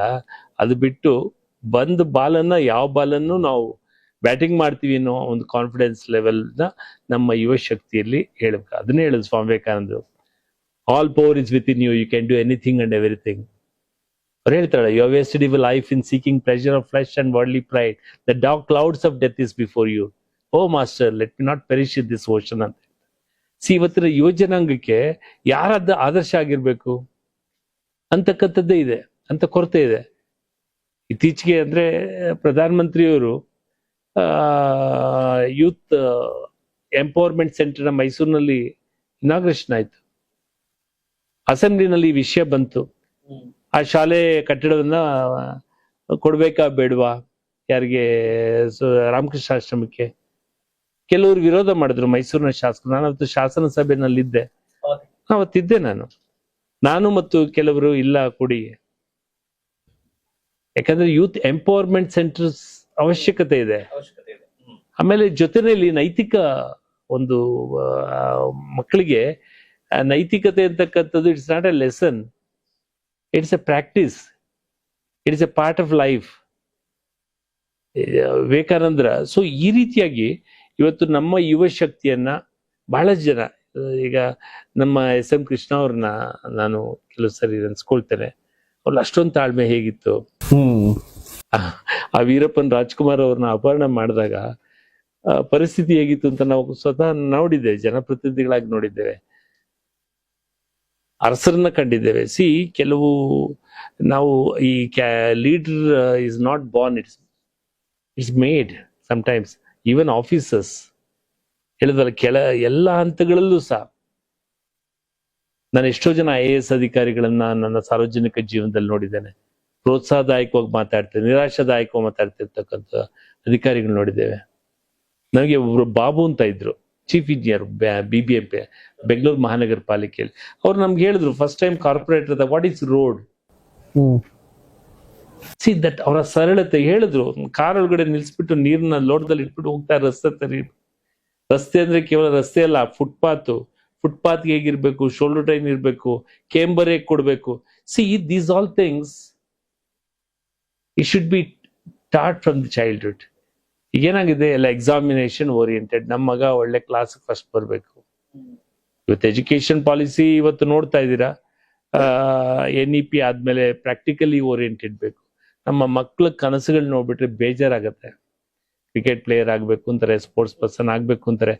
ಎಲ್ಲಿದೆ ಬೆಂಗಳೂರಂತ ನಗರಗಳಲ್ಲಿ? ನಾ ಎಲ್ಲ ಕೊಳ್ಳೇಗಾಲದಲ್ಲಿ ಓದ್ದೆ. ಕೊಳ್ಳೇಗಾಲದಲ್ಲಿ ನಮ್ ಗ್ರೌಂಡ್ ನೋಡ್ಬಿಟ್ರೆ ದೊಡ್ಡ ಸಮುದ್ರ ಇದ್ದಂಗಿತ್ತು. MGSV ಗೌರ್ಮೆಂಟ್ ಸ್ಕೂಲು ಮಳ್ಳಿಗುಡ್ಡದ ಪಕ್ಕದಲ್ಲಿ. Long jump, high jump, triple jump, kabaddi, football ಎಲ್ಲ ಆಡ್ತಾರೆ. ಈಗಿನ ಕಾಲದ ಮಕ್ಳಿಗೆ ಅದು ಇಲ್ಲೇ ಇಲ್ಲ. ಹೇಗೆ ನಾವು ಗೋಲ್ಡ್ ಬರ್ಲಿಲ್ಲ, ಬೆಳ್ಳಿ ಬರ್ಲಿಲ್ಲ, ಚಿನ್ನ ಬರ್ಲಿಲ್ಲ, ಒಲಿಂಪಿಕ್ಸ್ ಅಲ್ಲಿ ಪಾರ್ಟಿಸಿಪೇಟ್ ಅವಕಾಶ ಸಿಗ್ಲಿಲ್ಲ, ಪೋಲ್ ವಾಲ್ಟ್ ಅಂದ್ಲೇ ಗೊತ್ತಿಲ್ಲ, ಟ್ರಿಪಲ್ ಲಾಂಗ್ ಜಂಪ್ ಗೊತ್ತಿಲ್ಲ. ಹೀಗೆ ಅಧಿಕಾರ ವರ್ಗಗಳನ್ನ ನಾವು ತಯಾರಿ ಮಾಡ್ಬೇಕಾದ್ರೂ ಸಹ ಇಟ್ ನೀಡ್ಸ್ ಲಾಟ್ ಆಫ್ ಸಮಾಜದ ಜವಾಬ್ದಾರಿ ಇದೆ. ಸಮಾಜದ ಜವಾಬ್ದಾರಿ ಜೊತೆಲಿ ಇವತ್ತು ಎಷ್ಟೋ there are lot of institutions coming up. Youngsters ನ ಅಟ್ರಾಕ್ಟ್ ಮಾಡ್ತಾರೆ. ಡೆಲ್ಲಿಯಿಂದ ಕರ್ನಾಟಕದವರೆಗೂ ಎಲ್ಲ ಇನ್ಸ್ಟಿಟ್ಯೂಷನ್ ನೈತಿಕ ತಳಹದಿಯಿಂದ ಮಾಡೋದು, ನೈತಿಕ ತಳಹದಿಯನ್ನ ಅದನ್ನ ಇನ್ಕಲ್ಕೇಟ್ ಮಾಡೋದು, ಇಂಬೈಬ್ ಮಾಡೋದು. ನಾನು ನಮ್ಮ ಇನ್ಸ್ಟಿಟ್ಯೂಷನ್ ಅಲ್ಲಿ ನೋಡಿದ್ದೇನೆ, ಮೊಬೈಲ್ ಅನ್ನೇ ಸ್ವಿಚ್ ಆಫ್ ಮಾಡಿಸ್ಬಿಡ್ತಾರೆ. ಮೊಬೈಲ್ ಮುಟ್ಟಂಗೆ ಇಲ್ಲ. 3 ದಿವಸ ಮೌನ ಇರಿ ಅಂತ ಹೇಳ್ತಾರೆ. 3 ದಿವಸ ಮೌನ. ನಾನು ರಾಮಕೃಷ್ಣ ಹೆಗ್ಡೆ ಅವ್ರು ನೋಡಿದ್ದೆ ಮೌನವಾಗಿರೋದನ್ನ ಒಂದ್ ದಿವಸ, ವಾರಕ್ಕೊಂದ್ಸರಿ. ಆದ್ರೆ ಈ ಮಕ್ಕಳಲ್ಲಿ ಇಟ್ ಇಸ್ ಅನ್ ತಪಸ್ಸು. ಈ ಎಲ್ಲ ಒಂದು ಏನ್ ಹೇಳ್ತೇವೆ, ಸಂಸ್ಕೃತಿ ಸಂಸ್ಕಾರಗಳನ್ನ ಕೊಡ್ತಕ್ಕಂಥದ್ದು ಒಂದು ಇನ್ಸ್ಟಿಟ್ಯೂಷನ್. ಇದು ಎಜುಕೇಶನ್. ಸೊ ಅದು ಒಳಗಡೆ ಏನ್ ಸೂಕ್ತವಾಗಿದೆ ಅಂತಕ್ಕಂಥ ಐಡೆಂಟಿಫೈ ಮಾಡ್ತಕ್ಕಂಥದ್ದು ನಿಜವಾದ ಗುರು ಮತ್ತು ನಿಜವಾದ ತಂದೆ ತಾಯಿಗಳ ಕರ್ತವ್ಯ ಇದೆ. ಆ ದಿಕ್ಕಿನಲ್ಲಿ ನಮ್ಮ ಈ ಸಂಸ್ಥೆ ಕೆಲಸ ಮಾಡುವ ಒಂದು ಹೊಂಗನಸನ ಹೊತ್ತು ಈಗಾಗಲೇ ಏರಿಳಿತಗಳನ್ನ ಕಂಡು ಮುಂದೆ ಸಾಗ್ತಾ ಇದ್ದೇವೆ. ಎಸ್ ಸರ್, ತುಂಬ ಸ್ಪಷ್ಟವಾಗಿ ಹೇಳಿದ್ರಿ ಯಾವ ಥರ ಇರಬೇಕು, ಏನು ಕಾರಣಕ್ಕೆ ಮಾಡಿದ್ರಿ, ಏನು ಇವೆಲ್ಲವನ್ನು ಬ್ರೀಫ್ ಮಾಡ್ತಾ ಹೋದ್ರಿ. ಇದನ್ನು ಕೇಳಿದವ್ರಿಗೆ ಎಲ್ರಿಗೂ ಕೂಡ ಅರ್ಥ ಆಗುತ್ತೆ, ಮನಮುಟ್ಟುವಂಗೆ ಮಾತಾಡಿದ್ರಿ. ಒಂದು ಧ್ಯೇಯ ಏನು, ಕೇವಲ ಇದನ್ನು ಕೋಚಿಂಗ್ ಅಥವಾ ಒಂದು ಮೂಮೆಂಟ್ ಆಗಿ ಇದು ಮಾಡ್ತಿರೋದಾ ಅಂತ? ಇದನ್ನ ನಾವು ಒಂದು ಚಳುವಳಿಯಾಗಿ, ಒಂದು ಮೂಮೆಂಟ್ ಆಗಿ ತಗೊಳ್ತಾ ಇದ್ದೀವಿ ಸರ್. ಈ ಕೋಚಿಂಗ್ ಎಲ್ಲ ಕಡೆನೂ ಕೊಡ್ತಾರೆ, ಬುದ್ಧಿವಂತಿಕೆಯನ್ನ ಹೆಚ್ಚಿಗೆ ಮಾಡಲಿಕ್ಕೆ ಒಂದು ಮಾರ್ಗದರ್ಶನ ಕೊಡ್ತಾರೆ. ಅದರ ಜೊತೆಗೆ ನಾವು ಈ ನೈತಿಕತೆ, ಈ ಪ್ರಾಮಾಣಿಕತೆ ಕಡೆನೂ ಒತ್ತು ಕೊಡ್ತೀವಿ. ಸುಮಾರು ಮಾರ್ಗಗಳು ಸರ್ ಹೇಳಿದ್ರು. ಒಂದು ಇಂಟ್ರಾಸ್ಪೆಕ್ಷನ್ಗೆ ಅವಕಾಶ ಕೊಡಬೇಕು, ಮೌನ ಆಚರಿಸ್ಬೇಕು, ಧ್ಯಾನ ಮಾಡಬೇಕು. ಬಹುಶಃ ಇಂಥ ಅಭ್ಯಾಸಗಳನ್ನು ಅವರು ಸಾತ್ವಿಕ ಗುಣಗಳನ್ನು ರೂಢಿಸ್ಕೊಂಡು ಹೋದ್ರೆ ಸಮಾಜದ ಜೊತೆಗೆ ಹೋಗ್ತಾರೆ, ಜೀವನ ಮಾಡ್ತಾರೆ. ಜನಗಳ ಕಷ್ಟಗಳನ್ನ ಅರಿತುಕೊಳ್ಳಿಕ್ಕೆ ಅವ್ರಿಗೆ ಒಂದು ಅವಕಾಶ ಸಿಗ್ತದೆ. ಸ್ಟೂಡೆಂಟ್ಗಳು ಯಾವಾಗ ಸಕ್ಸಸ್ ಆದ್ರು, ಪಾಸ್ ಆದ ತಕ್ಷಣ ಸಕ್ಸಸ್ ಅಥವಾ ಸಕ್ಸಸ್ ಅಂದ್ರೆ ಏನು ಅಂತ ನಿಮ್ಮ ಪ್ರಕಾರ ವ್ಯಾಖ್ಯಾನ? Success not after examination sir, result ಅಲ್ಲ.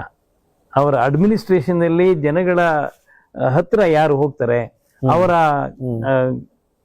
ನೋವುಗಳಿಗೆ ಯಾರು ಸ್ಪಂದಿಸ್ತಾರೆ, ಮತ್ತೆ ಸಮಾಜದ ಅಭಿವೃದ್ಧಿಗೆ ಯಾರು ಕೆಲಸ ಮಾಡ್ತಾರೆ, that is the success. Yes, ಉದ್ದೇಶನೇ ಅದಲ್ಲ. ಪ್ರತಿಷ್ಠಾನ ಅಕಾಡೆಮಿಯ ಉದ್ದೇಶವೇ ಪ್ರಾಮಾಣಿಕ ನೈತಿಕತೆ. ಸೊಸೈಟಿಲಿ ಹಂಗೆ ಅನ್ಸ್ಕೋಬೇಕು ಇವನು ಒಳ್ಳೆ ಅಧಿಕಾರಿ ಅಂತ, ಅವತ್ತು ನಿಮಗೆ ಇದಾದಾಗ. ಎಸ್ ನಾರಾಯಣ ಬಾಬು ಸರ್, ಏನು ಕರೆ ಕೊಡ್ತೀರಿ ಕರ್ನಾಟಕದ ಯುವಕರಿಗೆ? ಯಾಕಂದರೆ ನಮ್ಮ ಪವರ್ಫುಲ್ ನಮ್ಮ ಯೂತ್ಸು ಕರ್ನಾಟಕದಲ್ಲಿ ಸಾಮಾನ್ಯದವರೇನಲ್ಲ. ಗ್ರಾಮೀಣ ಭಾಗದ ಯುವಕರಿಂದ ಹಿಡಿದು ನಮ್ಮ ಬೆಂಗಳೂರು ನಗರ ಭಾಗದ ಯುವಕರು ಕೂಡ, ಯುವಕ ಯುವತಿಯರು, ಯಂಗ್ಸ್ಟರ್ಗಳು ತುಂಬ ಇದಿದ್ದಾರೆ. ಅವ್ರಿಗೇನು ಸಜೆಸ್ಟ್ ಮಾಡ್ತೀರಿ, ಏನು ಕರೆ ಕೊಡ್ತೀರಿ ಅಂತ? ಖಂಡಿತವಾಗ್ಲೂ ಯುವಕರು ಅಧಿಕಾರವನ್ನ ಹುಡುಕ್ತಾ ಕೂತ್ಕೋಬೇಡಿ. ನೀವು ಅಧಿಕಾರವನ್ನು ಪಡೆದು 4 ಜನಕ್ಕೆ ಅಸೆಟ್ ಆಗಿ, 4 ಜನಕ್ಕೆ ಪ್ರೇರಣೆ ಹೊಂದೋಗಿ. ನಾನು ಯಾವಾಗ್ಲೂ ಹೇಳ್ತಾ ಇರ್ತೇನೆ, ಇವತ್ತು ಉದ್ಯಮಿ ಆಗು ಅಂತ ಹೇಳ್ತಾ ಇರ್ತೇನೆ. ಮನೆಗೊಬ್ಬ ಉದ್ಯಮಿ, ಊರಿಗೊಂದು ಮಾಹಿತಿ ಕೇಂದ್ರ, ವ್ಯಕ್ತಿಗೊಂದು ಕೌಶಲ್ಯ, ತಿಂಗಳಿಗೊಂದು ಸಂತೆ, ಉದ್ಯಮಿಯಾಗು, ಉದ್ಯೋಗ ಕೊಡು ಅಂತ ಹೇಳಿ. ಸಿ ದೇ ಶುಡ್ ಬಿಕಮ್ ಏನ್ ಹೇಳ್ತೇವೆ, ಒಂದು ಕಾರಂಜಿ ಆಗ್ಬೇಕು, ಜ್ಞಾನದ ಕಾರಂಜಿ ಆಗ್ಬೇಕು, ಸೇವಾ ಕಾರಂಜಿ ಆಗ್ಬೇಕು. ಮತ್ತು ಜನಗಳ ಪ್ರೀತಿ ಗಳಿಸುವ ದಿಕ್ಕಿನಲ್ಲಿ ನೀನೇನೇ ಕೆಲಸ ಮಾಡು. ಒಬ್ಬ ಆಟೋ ರಿಕ್ಷಾ ಡ್ರೈವರ್ ಪ್ರಾಮಾಣಿಕವಾಗಿ ಅಲ್ಲಿದ್ದಂತ 50,000 ರೂಪಾಯಿನ ತಗೊಂಡು ವಾಪಸ್ ಕೊಡ್ತಾನೆ ಅಂದ್ರೆ ಪ್ರಾಮಾಣಿಕತೆ. ಒಬ್ಬ ಚಿಕ್ಕ ಹುಡುಗ ಅವ್ನಿಗೆ ಸಿಕ್ಕತ್ತ ಹಣ ತಗೊಂಡೋಗಿ ಕೊಡ್ತಾನೆ, ರಜನಿಕಾಂತ್ ಅವ್ರನ್ನ ಸಾಕು ಮಗನಾಗಿ ತಗೊಳ್ತಾನೆ ಒಬ್ಬ ಅನಾಥ ಹುಡುಗನ್ನ ಅಂತ ಹೇಳಿದ್ರೆ, ಖಂಡಿತವಾಗ್ಲೂ ಹೇಳ್ತಾನೆ, these are the moral values which will count in long run. ಮತ್ತು ಸಮಾಜಕ್ಕೆ ಬೇಕಾಗಿರ್ತಕ್ಕಂಥ ಇಂತಹ ಒಂದು ಪೀಳಿಗೆ, ಆ ದಿಕ್ಕಿನಲ್ಲಿ ನಮ್ಮ ಯುವಜನಾಂಗ ನಾವು ಸಿದ್ಧ ಮಾಡ್ಬೇಕು. ಯುವಕರು ತಪ್ಪಲ್ಲ. ಪುರುಷೋತ್ತಮಜಿಯವರು ಯಾವಾಗ್ಲೂ ಹೇಳ್ತಾ ಇದ್ರು, ಒಂದು ಉಪನ್ಯಾಸದಲ್ಲಿ ಒಂದು ಮಾತು ಹೇಳ್ತಾರೆ, ಇಂದಿನ ಯುವಜನಾಂಗಕ್ಕೆ ಸಂಸ್ಕೃತಿ ಇಲ್ಲ ಏಕೆ ಅಂತ ಯಾರೋ ಪ್ರಶ್ನೆ ಮಾಡ್ತಾರೆ. ಅವಾಗ ಅವ್ರು ಹೇಳ್ತಾರೆ, ಇಂದಿನ ಯುವಜನಾಂಗದಲ್ಲಿ ಸಂಸ್ಕೃತಿ ಹುಟ್ಟೇ ಇಲ್ಲ, ಸಾಯೋದಾದ್ರೂ ಹೇಗೆ? ಅದಕ್ಕೆ ಉದಾಹರಣೆ ಕೊಟ್ಟು ಹೇಳ್ತಾರೆ, ನಾವು ಏನ್ ಮಾಡ್ತಾ ಇದೀವಿ, we are the living examples, we are the living inspirations for them. ನಾವು ಏನ್ ಮಾಡ್ತೀವೋ ಅದನ್ನ ಅನುಕರಣೆ ಮಾಡ್ತಾರೆ. ನಾನ್ ಸಿಗರೇಟ್ ಸೇದಿದ್ರೆ ಅವರು ಸಿಗರೇಟ್ ಸೇರ್ತಾರೆ. ನಾನು ಹೋಗಿ ಸಾಯಂಕಾಲ ಗುಂಡಾಗ್ತಾ ಕೂತ್ಕೊಂಡ್ರೆ ಅವರು ಗುಂಡಾಗ್ತಾರೆ. ನಾನು ರಾಜಕಾರಣಿಯಾಗಿ ನಾನು ಏನ್ ಮಾಡ್ಬಾರ್ದು ಮಾಡಿದ್ರೆ ನಾವು ಹಿಂಗೇನೆ ಆಗ್ಬೇಕು, ನಾವು ಸರಳತೆ ರಸ್ತೆಲೋ ನಮ್ ಜೊತೆ ಹಂಗಿರ್ಬೇಕು, ಹಿಂದೆ ಇರ್ಬೇಕು, ಮುಂದೆ ಇರ್ಬೇಕು, ಜನ ಇರ್ಬೇಕು, ಹೀಗಿರ್ಬೇಕು ಅಂದಾಗ್ತಾ ಇವತ್ತು ನೋಡಿದ್ದೀರಾ? ನಾನ್ ನೋಡಿದ್ದೆ, ನಾನೊಬ್ಬ ಶಾಸಕನಾಗಿ ಕೆಲಸ ಮಾಡಿರ್ತಕ್ಕಂಥದ್ದು. ಕೇಳ್ತಾರೆ ನಮ್ಮ ಯಾರು ತಮಿಳ್ನಾಡು, ಏನ್ ಸರ್ ನೀವು ಒಬ್ಬರೇ ಹೋಗ್ತಾ ಇದ್ರಲ್ಲ ಅಂತ. ಹೌದು, ನನ್ನ ಕ್ಷೇತ್ರ ಮತ್ತು ನಾನು ಇದಕ್ಕಿನ್ನ ಇವತ್ತು ನಾನು ಕೆಲವು ಮಂತ್ರಿಗಳನ್ನು, ಈಗಿನ ಮಂತ್ರಿಗಳನ್ನು ಕೆಲವು ನೋಡಿದೆ ಸರಳವಾಗಿ. ಇದು ಬಹಳ ಮುಖ್ಯ. ಸಿಂಪ್ಲಿಸಿಟಿ ಅನ್ನೋದು ಇದು ಎಲ್ಲೋ ಒಂದು ಯಾರೋ ಹೇಳ್ಕೊಡ್ತಕ್ಕಂಥ ಇದು ಬರ್ಬೇಕು, ಎಲ್ಲ ರಾಜಕಾರಣಿಗಳಲ್ಲೂ ಬರ್ಬೇಕು. ಜನ ಅದನ್ನ ಗುರುಸ್ತಕ್ಕಂಥ ಅಂತ ಜನಗಳ ಸಂಖ್ಯೆ ಜಾಸ್ತಿ ಆಗ್ಬೇಕು. ಒಬ್ಬ ಒಳ್ಳೆ ಅಧಿಕಾರಿ ಅವ್ನು ಪ್ರೋತ್ಸಾಹ ಕೊಡ್ತಕ್ಕಂಥದ್ದು. ಅಂತ ಅಧಿಕಾರಿಗಳನ್ನ ನಾವು ಅವರಲ್ಲಿ ಮೊಸರಲ್ಲಿ ಕಲ್ಲುಡ್ಕೋದನ್ನ ಬಿಟ್ಟು, ಅಂತ ಅಧಿಕಾರಿಗಳಲ್ಲಿ ಮೊಸರಲ್ಲಿ ಬೆಣ್ಣೆ ಇದೆ, ತುಪ್ಪ ಇದೆ, ಮಜ್ಜಿಗೆ ಇದೆ ಅಂತ ಪ್ರತಿಯೊಬ್ಬರಲ್ಲಿ ಅಂತ ವ್ಯಕ್ತಿತ್ವಗಳನ್ನ ನಾವು ನೋಡೋದಾದ್ರೆ, ಖಂಡಿತವಾಗ್ಲೂ ಹೇಳ್ತೇನೆ, ಅಂತಹ ಒಂದು ಪರಂಪರೆ, ಅಂತಹ ಒಂದು ಸಂಖ್ಯೆ ಖಂಡಿತವಾಗ್ಲೂ ಸಮಾಜದಲ್ಲಿ ಹೆಚ್ಚಾಗುತ್ತೆ. ಯುವಶಕ್ತಿಗೆ ನಾನು ಹೇಳೋದು, ಎಷ್ಟು ದಿವಸ ಬದುಕಿದ್ದೋ, ಎಷ್ಟು ದಿವಸ ಅಧಿಕಾರದಲ್ಲಿ ಇದ್ದೋ ಅನ್ನೋದ್ ಬಗ್ಗೆ, ಇರಷ್ಟು ದಿವಸ ನಾವು ಯಾವ ನೆನಪುಗಳನ್ನ, ಎಷ್ಟು ಜನಕ್ಕೆ ಸ್ಫೂರ್ತಿಯಾಗಿದ್ದು, ಎಷ್ಟು ಜನ ಕಣ್ಣೀರನ್ನು ಒರೆಸ್ದೋ, ಎಷ್ಟು ಜನ ನೋವುಗಳಿಗೆ ಸ್ಪಂದಿಸ್ದೋ. ಯಾಕಂದ್ರೆ ನೋಡ್ತೇವೆ, ಒಬ್ಬ ಪೊಲೀಸ್ ಸ್ಟೇಷನ್ ಅಲ್ಲಿ ಒಬ್ಬ ರೈಟರು ಏನೋ ಬರೆಯಕ್ ಬರ್ದಿರೋ ಒಬ್ಬ ದೂರು ಕೊಟ್ಟಾಗ ಆತ ನೋಡ್ಕೊಂಡ್ ಅವನು ಕಂಪ್ಲೇಂಟ್ ರಿಸೀವ್ ಮಾಡ್ತಕ್ಕಂಥ, ಅದಕ್ಕೆ ಸ್ಪಂದಿಸ್ತಕ್ಕಂಥ, ನನಗೆ 2 ದಿವಸದಿಂದ ಒಂದು ಕಂಪ್ಲೇಂಟ್ ಬಂತು. ಹೇರ್ ಕಟಿಂಗ್ ಸೆಲ್ಲು ನನಗೆ 25 ವರ್ಷದ ರಾಮಾಂಜನೇಯ ಅಂತ ಒಬ್ಬ ಹೇರ್ ಕಟಿಂಗ್ ಮಾಡ್ತಾರೆ ನಮ್ಮ ಬಸವೇಶ್ವರದಲ್ಲಿ. ಅವನು, ಅಣ್ಣ ಹಿಂಗ ಆಗ್ಬಿಟ್ಟಿದೆ, ನನ್ನ ಮಗಳ ಮದುವೆ ಇಟ್ಕೊಂಡಿದ್ವಿ, ಪೊಲೀಸ್ನವ್ರು ನನ್ನ ಅಂಗಡಿಗೆ ಬಂದ್ಬಿಟ್ಟಿದ್ರು.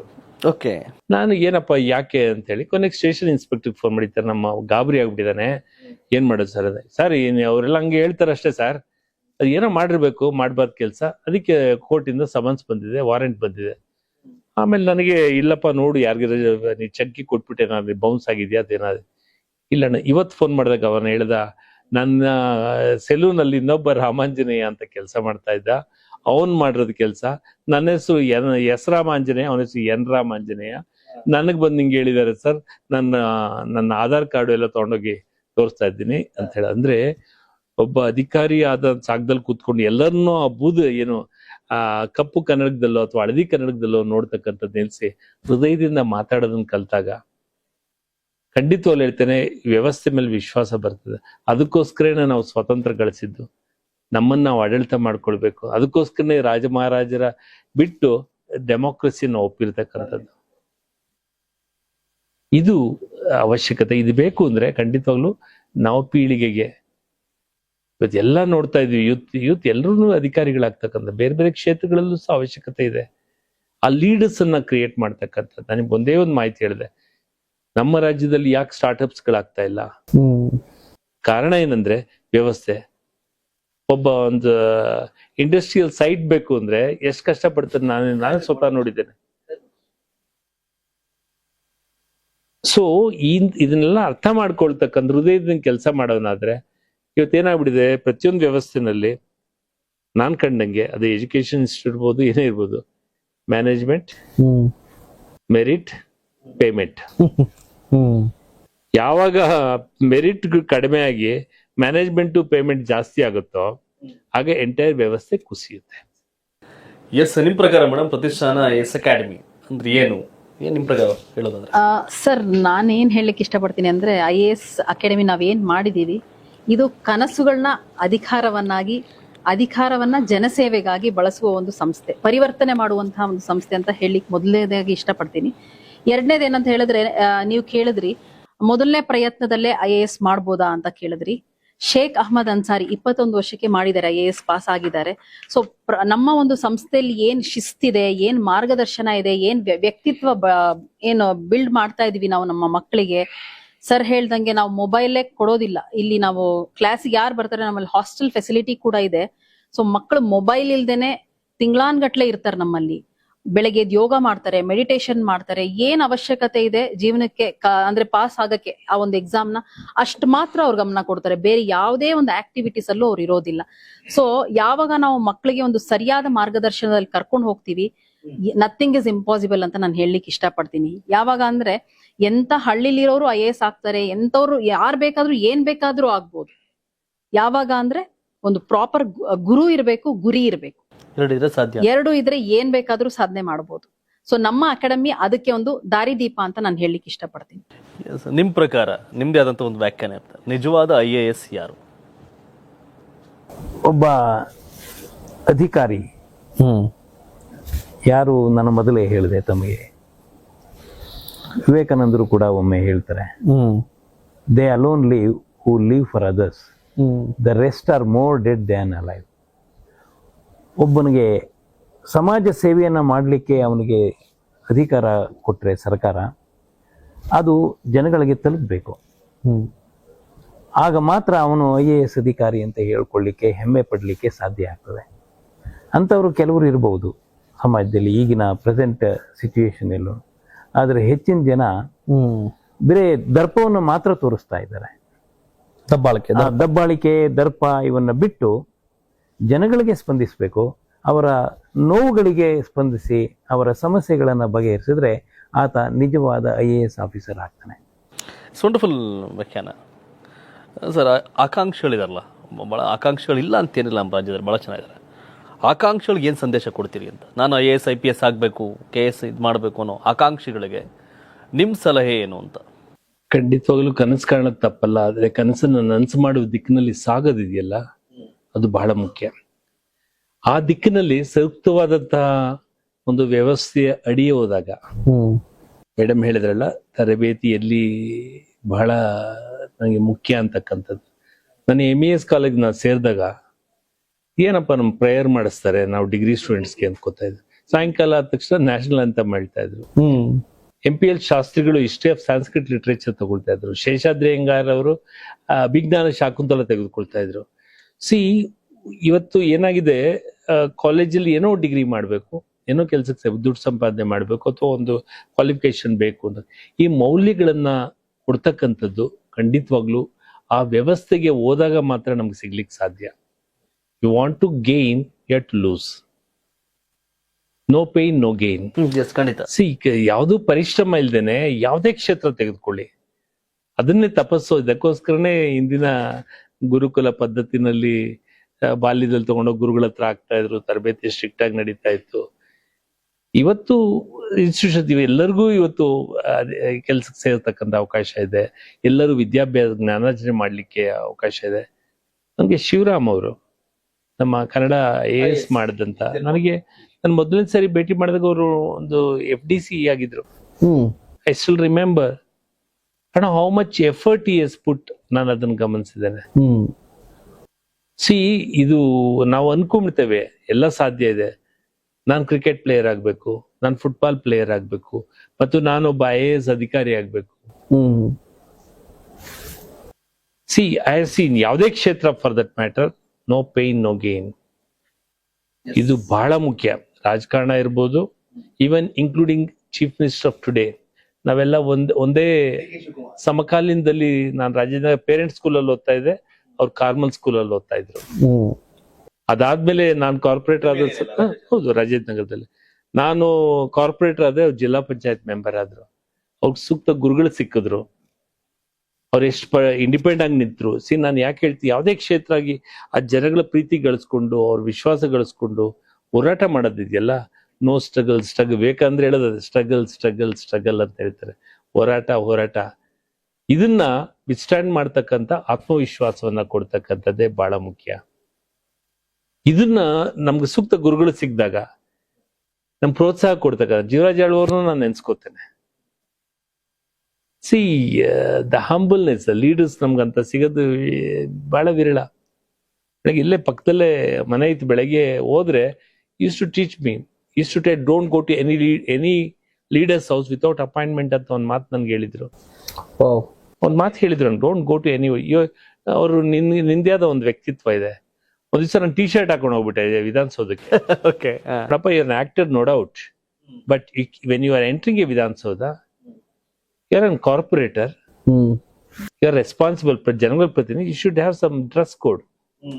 ಅವತ್ತಿಂದ ನಾನು ಬಹಳ ಹುಷಾರಾಗಿ ನಾನು ಯಾವ್ಯಾವ ಜಾಗದಲ್ಲಿ ಏನೇನ್ ಹಾಕೋಬೇಕು, ಶೂಟಿಂಗ್ ಅಲ್ಲಿ ಏನ್ ಹಾಕೋಬೇಕು, ಕಾರ್ಯಕ್ರಮ ಅಂದ್ರೆ ನಮ್ಗೆ ಜೊತೆಲಿ ನಮ್ಮ ಮೆಂಟರ್ಸ್ ಇರ್ತಾರಲ್ಲ, ಲೀಡರ್ಸ್ ನಮ್ಮನ್ನ ಮೋಲ್ಡ್ ಮಾಡ್ತಾರಲ್ಲ, ಇದು ಬಹಳ ಮುಖ್ಯ.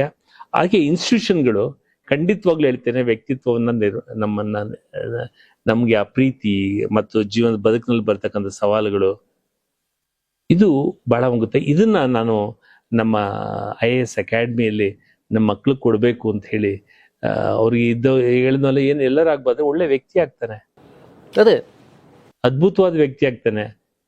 Then he may become farmer, then he may become ಎಲ್ಲರೂ. ಹೌದು, ನನ್ನ ಉದಾಹರಣೆನೆ, ನಾನು ಪೈಲಟ್ ಆಗ್ಬೇಕು ಅಂತಂದೆ. ಗುಂಡ್ರಾಯರ್ ಮುಖ್ಯಮಂತ್ರಿಗಳಿದ್ರು, 5 ಸ್ಕಾಲರ್ಶಿಪ್ ಇತ್ತು ಜಕೂರಿ ರಲ್ಲಿ, 5 ಫಿಲಪ್ ಆಗ್ಬಿಟ್ಟಿತ್ತು. ನಾವು ಸುಮ್ಮನೆ ಇಂಟರ್ವ್ಯೂ ಅಟೆಂಡ್ ಮಾಡ್ದೋ ಬಂದೋ, ಆಗ್ಲಿಲ್ಲ. ಇಂಜಿನಿಯರ್ ಆಗ್ಬೇಕಾಗ್ಲಿಲ್ಲ. ಬಟ್ ಅಟ್ಲೀಸ್ಟ್ ಸಮಾಜಕ್ಕೆ ನಾವು ಲಯಬಿಲಿಟಿ ಆಗಿ, ಅಟ್ಲೀಸ್ಟ್ ವೆನೆವರ್ ನಮ್ಗೆ ಸಿಕ್ಕಂತ ಅವಕಾಶಗಳಲ್ಲಿ ಸಮಾಜಕ್ಕೆ ಏನು ಒಳಿತು ಮಾಡ್ಲಿಕ್ಕೆ ಸಾಧ್ಯವೋ ಅದನ್ನು ಮಾಡ್ತಕ್ಕಂಥ ಒಂದು ಹೃದಯವನ್ನ ನಾನು ಬೆಳೆಸ್ಕೊಂಡೆ. ಹಾಗೆ ಪ್ರತಿಯೊಬ್ಬ ವ್ಯಕ್ತಿಯೂ ಅಷ್ಟೇನೆ ಒಳ್ಳೆಯ ಅಧಿಕಾರಿಗಳಾದಾಗ ಖಂಡಿತವಾಗಿ ಹೇಳ್ತೇನೆ, ultimately V cannot be permanent in this world. ಈ ಸಿಕ್ಕಂತ ಅವಕಾಶದಲ್ಲಿ ಅಧಿಕಾರ ವರ್ಗ ಯಾವುದೇ ಹಂತದಲ್ಲಿ ಸಿಕ್ಕಿದ್ರು ಸಹ ಕೆಲಸ ಮಾಡ್ತಕ್ಕಂಥ ಅಧಿಕಾರಿಗಳನ್ನ ಸೃಷ್ಟಿ ಮಾಡಬೇಕು.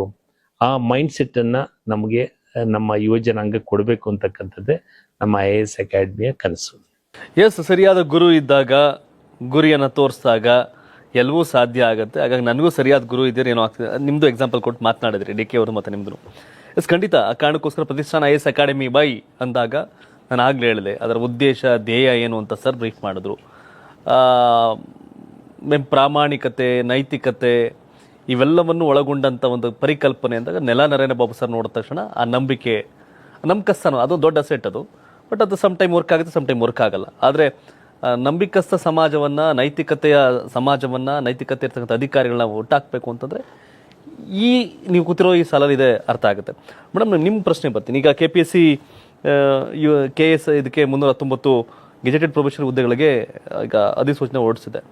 ಸೊ ಈ ಬಗ್ಗೆ ನಿಮ್ಮ ಅಭಿಪ್ರಾಯ ಏನು ಸಜೆಸ್ಟ್ ಮಾಡಿ? ಮೊದಲನೇದಾಗಿ ನಾನು KPSCಗೆ ಅಭಿನಂದನೆಗಳು ಹೇಳಕ್ ಇಷ್ಟಪಡ್ತೀನಿ. ಈಗಲಾದ್ರು ಮಾಡಿದ್ರಲ್ಲ ಅಂತ. ಹಾ. ಎರಡನೇದಾಗಿ ಇದು ಒಂದು ಎಷ್ಟೋ ಯುವಕರ ಒಂದು ಕನಸಿನ ಬಾಗಿಲು ತೆರೆದಂತಾಗಿದೆ. ಬರೀ ಅರ್ಜಿಯನ್ನ ಹಾಕ್ಬಿಟ್ಟು ಸುಮ್ನಿದ್ಬಿಟ್ರೆ ಎಕ್ಸಾಮ್ ಪಾಸ್ ಆಗಕ್ಕಾಗಲ್ಲ. ಎಷ್ಟೋ ಜನ ಅರ್ಜಿಗಳು ಹಾಕ್ತಾರೆ ಬಟ್ ಎಕ್ಸಾಮೇ ಬರೆಯಲ್ಲ. ಎಷ್ಟೋ ಜನ ಎಕ್ಸಾಮ್ ಅಟೆಂಡ್ ಮಾಡ್ತಾರೆ, ಏನು ಓದೇ ಇರೋದಿಲ್ಲ. ಎಲ್ಲರೂ ನನ್ನ ಫ್ರೆಂಡ್ಸ್ ಅರ್ಜಿ ಹಾಕ್ತಿದ್ದಾರೆ ಅಂತ ಅವರು ಅರ್ಜಿ ಹಾಕ್ತಾರೆ, ಬಟ್ ಅದರಿಂದ ಎಕ್ಸಾಮ್ ಪಾಸ್ ಆಗಕ್ ಆಗಲ್ಲ. So we have to go in a right track to pass the IAS or KS exam. ಸುಮ್ಮನೆ ಅಪ್ಲಿಕೇಶನ್ ಹಾಕ್ಬೇಕು ಅಂತ ಹಾಕಕ್ ಹೋಗ್ಬೇಡಿ. ಸರ್ವ ರೀತಿಯಲ್ಲೂ ಸಮರ್ಪಕವಾಗಿ, ಸಮರ್ಥವಾಗಿ ತಯಾರಾಗಿ ಏನಾರು ಆಗತ್ತೆ ಅನ್ನೋ ಹೇಳಕ್. ತಯಾರು ಮಾಡೋಕೆ ನಾವು ನಿಮಗೆ ಸಹಾಯ ಮಾಡ್ತೀವಿ. ಪ್ರತಿಷ್ಠಾನ IAS ಅಕಾಡೆಮಿಗೆ ಬನ್ನಿ ಅಂತ ಹೇಳಲಿಕ್ಕೆ ಇಷ್ಟಪಡ್ತೀನಿ ಮೊದಲನೇದಾಗಿ. ಯಾಕಂದ್ರೆ ಈ ತರ ಒಂದು ಹುದ್ದೆಗಳು ಒಂದು ಹಿಸ್ಟ್ರಿನಲ್ಲಿ ಕಡಿಮೆ ಬಿಟ್ಟಿರೋದು. ಈ ಆಪರ್ಚುನಿಟಿ ಸಿಕ್ಕಾಗ ನಾವ್ ಯೂಸ್ ಮಾಡ್ಕೊಳ್ಬೇಕು. ಪ್ರತಿ ಸತಿ ನಮಗ್ ಬೇಕಾದಾಗ ಆಪರ್ಚುನಿಟಿ ಸಿಗಲ್ಲ, ಅಷ್ಟ್ರಲ್ಲಿ ಟೈಮೇ ಆಗೋಗಿರುತ್ತೆ, ಏಜ್ ಬಾರ್ ಆಗೋಗಿರುತ್ತೆ. IAS ಆಗ್ಬೇಕಂದ್ರೆ ಆಗಕ್ ಆಗಲ್ಲ, ಯಾಕಂದ್ರೆ ಎಲ್ಲದಕ್ಕೂ ಒಂದು ಏಜ್ ಲಿಮಿಟ್ ಇರುತ್ತೆ. ಸೊ ಇಷ್ಟೊಂದು ಹುದ್ದೆಗಳನ್ನ ಕರೆದಿರುವಾಗ ನಮ್ಮ ಒಂದು ಏನು ಅಭ್ಯರ್ಥಿಗಳಿದ್ದಾರೆ ಈ ಒಂದು ಆಪರ್ಚುನಿಟಿನ ಯೂಸ್ ಮಾಡ್ಕೊಂಡ್ರೆ ಚೆನ್ನಾಗಿರುತ್ತೆ. ಎಸ್ ಸರ್, ಮಾಮೂಲಿ ಎಲ್ಲದರಲ್ಲೂ ಎಂಟ್ರೆನ್ಸ್ ಎಕ್ಸಾಮ್ಗಳಿರುತ್ತೆ. ಆರಾಮಾಗಿ ಎಂಟ್ರೆನ್ಸ್ ಎಕ್ಸಾಮ್ ಎಲ್ಲ ಕೊಡ್ತಾರೆ, ಖಾಸಗಿ ಶಾಲೆಗಳಲ್ಲಿ, ಕಾಲೇಜ್ಗಳಲ್ಲಿ ಕೊಡ್ತಾರೆ. ಬಟ್ ವೈ EETನೇ ಅನ್ನೋದು ಆವಾಗಲೇ ethical entrance exam I agree. But ಇದು ಕೇವಲ ಪರೀಕ್ಷೆ ಅಲ್ಲ, ನಿಮ್ಮದೇ ಆದಂಥ ಒಂದಷ್ಟು ವ್ಯಾಖ್ಯಾನಗಳಿದೆ. ನಾರ್ಮಲ್ ಟೆಸ್ಟೇ ಅಲ್ಲೇ ತಗೋಬೋದಾಗಿತ್ತು ಅಂತ. ನೈತಿಕತೆ ಈಗ ಬಂದಾಗ ಗೊತ್ತಿರಲ್ಲ, ಅವ್ರು ರೆಡಿ ಇರಲ್ಲಪ್ಪ. ಇದುವರೆಗೂ ಅಡ್ಡದಿಡ್ಡಿ ಬೆಳೆದಿರ್ತಾರೆ, ಬಟ್ ಆಸೆ ಗುರಿ ಇರುತ್ತೆ ಅವ್ರಿಗೆ. ನೀವು ಫಸ್ಟೇ EET ಕೊಡ್ತಾ ಇದ್ದೀರಿ, ಎಥಿಕಲ್ ಎಂಟ್ರೆನ್ಸ್ ಎಕ್ಸಾಮ್. ಕಾಮನ್ ಟೆಸ್ಟೇ ಸಾಕಾಗಿತ್ತು, ವೈ EET ಅಂತ? ಕಾಮನ್ ಟೆಸ್ಟ್ ಮಾಡಿದಾಗ ಅವರ ಈಗ ನಿಮ್ಮಿಂದ ಹೊರಗಡೆ ಹೋಗ್ಬೇಕಾದ್ರೆ ಆತ ಸಂಪೂರ್ಣವಾಗಿ ಪ್ರಾಮಾಣಿಕನಾಗಿ ನೈತಿಕತೆ ಇರ್ತಕ್ಕಂಥ ವ್ಯಕ್ತಿಯಾಗಿ ಹೋಗ್ತಾನೆ ಅಲ್ವಾ? ಸೊ ಆ ಬೇಸಿಕರ ಇರ್ಲಿ ಅಂತನಾ, ಏನ್ ಯಾವ ಕಾರಣಕ್ಕೆ ಅಂತ? ಆದ್ರೆ ನಾವು ಕಾಮನ್ ಎಂಟ್ರೆನ್ಸ್ ಎಕ್ಸಾಮ್ ಮಾಡಿದಾಗ ಅವರ ಬುದ್ಧಿವಂತಿಕೆಯನ್ನ ಮಾತ್ರ ನಾವು ಪರೀಕ್ಷೆ ಮಾಡ್ತೀವಿ. ಆದ್ರೆ ಇವತ್ತಿಗೆ ಬೇಕಾಗಿರೋದು ಉತ್ತಮ ಆಡಳಿತಗಾರರು, ದಕ್ಷ ಆಡಳಿತಗಾರರಾಗಬೇಕು. ಅದಕ್ಕೆ ನಾವು ನೈತಿಕ ಪರೀಕ್ಷೆ ಅಂತ ಇಡ್ತೀವಿ. ನೈತಿಕ ಪರೀಕ್ಷೆಗೆ ಯಾವುದೇ ಆದ ಸಿಲೆಬಸ್ ಇಲ್ಲ ಸರ್. ಅವನ ವ್ಯಕ್ತಿತ್ವ ಗುಣಗಳಲ್ಲಿ ಏನೇನು ಅಡಕವಾಗಿದೆ ಅದನ್ನ ಹೊರ ಹಾಕ್ತಾನಷ್ಟೇ. ಅದನ್ನ ನೋಡ್ಕೊಂಡು ಈತ ಒಳ್ಳೆ ದಕ್ಷ IAS ಅಧಿಕಾರಿ ಆಗಬಹುದಾ ಅಂತ ನಾವು ತೀರ್ಮಾನ ಮಾಡಿ ಅವ್ರಿಗೆ ಮಾರ್ಗದರ್ಶನ ಕೊಡ್ತಾ ಹೋಗ್ತೀವಿ. ಅಂತವ್ರನ್ನ ಮಾತ್ರ ನಾವು ಸೆಲೆಕ್ಟ್ ಮಾಡ್ಕೊಳ್ತೀವಿ. ಸೆಲೆಕ್ಷನ್ ಇಸ್ ನಾಟ್ ಫೈನಲ್, ಅಂತವ್ರನ್ನ ಮಾತ್ರ ತಗೊಳ್ತೀವಿ. ಯಾರು ನಮ್ಮ ನೈತಿಕ ಪರೀಕ್ಷೆಯಲ್ಲಿ ಪಾಸ್ ಆಗ್ತಾರೆ, ಸೀಟ್ ಫಿಲ್ ಆದ್ರೆ ಸಾಕಪ್ಪ, ಕಲೆಕ್ಷನ್ ಆಯ್ತು, ಈ ಬ್ಯಾಚ್ ಮುಗ್ಸೋಣ ಅಂತಿರ್ತಾರೆ. ನೀವು EET ಬೇಕೇ ಬೇಕು. EET compulsory. ಯಾಕೆ ಬೇಕು EET ಅಂತ? ಅವ್ರು ಹೇಳಿದ್ರಲ್ಲ, not the quantity, the quality. ನಾವು ಈವನ್ ಆಯ್ಕೆಯ ಸಮಯದಲ್ಲಿ ಆಯ್ಕೆಯಲ್ಲಿ ಯಾರೋ ಒಬ್ರು ಕುಳಿತುಕೊಳ್ತಕ್ಕಂಥದ್ದಲ್ಲ. ಅದು ಪುಸ್ತಕದ ಜ್ಞಾನ ಮಾತ್ರ ಅಲ್ಲ, ಬದುಕಿನ ಜ್ಞಾನ, ಬದುಕಿನ ದೂರದೃಷ್ಟಿಯ ಕನಸು ಆ ಯುವಕನಲ್ಲೇನಿದೆ, ಆ ಯುವತಿಯಲ್ಲೇನಿದೆ. ಈ ದೃಷ್ಟಿಯಿಂದ ಖಂಡಿತವಾಗ್ಲೂ ಈ ಒಂದು ನೈತಿಕ ಪ್ರವೇಶ ಪರೀಕ್ಷೆ ಅಂತ ಏನ್ ಮಾಡ್ತಾ ಇದ್ದೇವೆ, ಇದರಲ್ಲಿ ಸ್ವಲ್ಪ ಆದ್ರೂ ಯಾವುದೇ ಒಂದು ಕಲ್ಲನ್ನ ಒಂದು ಸುಂದರವಾದ ಶಿಲ್ಪವನ್ನ ಮಾಡಬೇಕಾದ್ರೆ ಅದ್ರ ಕಲ್ಲನ್ನ ಪರೀಕ್ಷೆ ಮಾಡೋದು ಬಹಳ ಅವಶ್ಯಕತೆ. ಕಲ್ಲಿನ ಪರೀಕ್ಷೆ ಆಗ್ತದೆ ಈಗ. ನಿಮ್ಮ ಮಾತುಗಳನ್ನ ಎಲ್ಲರದು ಕೇಳ್ತಾರೆ ಅನ್ಗನ್ಸುತ್ತೆ. ನಿಮ್ಮ ಕಾರ್ಯಕ್ರಮ ಸೀಟ್ ತುಂಬೋದಲ್ಲ, ಸಮರ್ಥರನ್ನ ತುಂಬೋದು ಅಂತ. ಸೀಟ್ ಫಿಲ್ ಮಾಡೋದಲ್ಲ, ಯೋಗ್ಯರನ್ನ, ಸಮರ್ಥರನ್ನ, ಆಸಕ್ತರನ್ನ, ಹಸಿವಿನವ್ರನ್ನ, ನೈತಿಕತೆಯ ಬಗ್ಗೆ ಒಂದೊಳ್ಳೆ ಅಭಿಪ್ರಾಯ ಇಟ್ಕೊಂಡವ್ರನ್ನ ಪ್ರಾಮಾಣಿಕ ಆಗ್ಬೇಕು ಅಂದವ್ರನ್ನ ಕರ್ಕೊಂಡು ಕೂರ್ಸೋಕ್ ರೆಡಿ ಇದೀರಿ, ಅವ್ರ ತರಬೇತಿ ಕೊಡೋಕೆ ರೆಡಿ ಇದೀರಿ. ಸಿಕ್ತವ್ರಿಲ್ಲ, ನೋ ಚಾನ್ಸ್. ಬಟ್ ಎಸ್ ಏನೋ ಮಾತಾಡ್ತೀರಿ, ಹೇಳ್ತೀರಿ. ಇವ್ರು ಯಾರು EET ಪಾಸ್ ಆಗಿ ಬರ್ತಾರೆ, ಸೇರ್ತಾರಲ್ಲ, IAS ಆಗೋದು ಖಚಿತ ಫಿಕ್ಸ್ ಅಂತಾರ, ಏನ್ ಕತೆ ಅಂತ? ನೋಡಿ, ಕೇವಲ ನಾನು ಅದೇ ಹೇಳಿದೆ, ನಮ್ದು IAS ಆಗೋದು again it is effort and it is again all India level ಅಲ್ಲಿ ರೆಡಿ ಆಗ್ಬೇಕಾಗತ್ತೆ.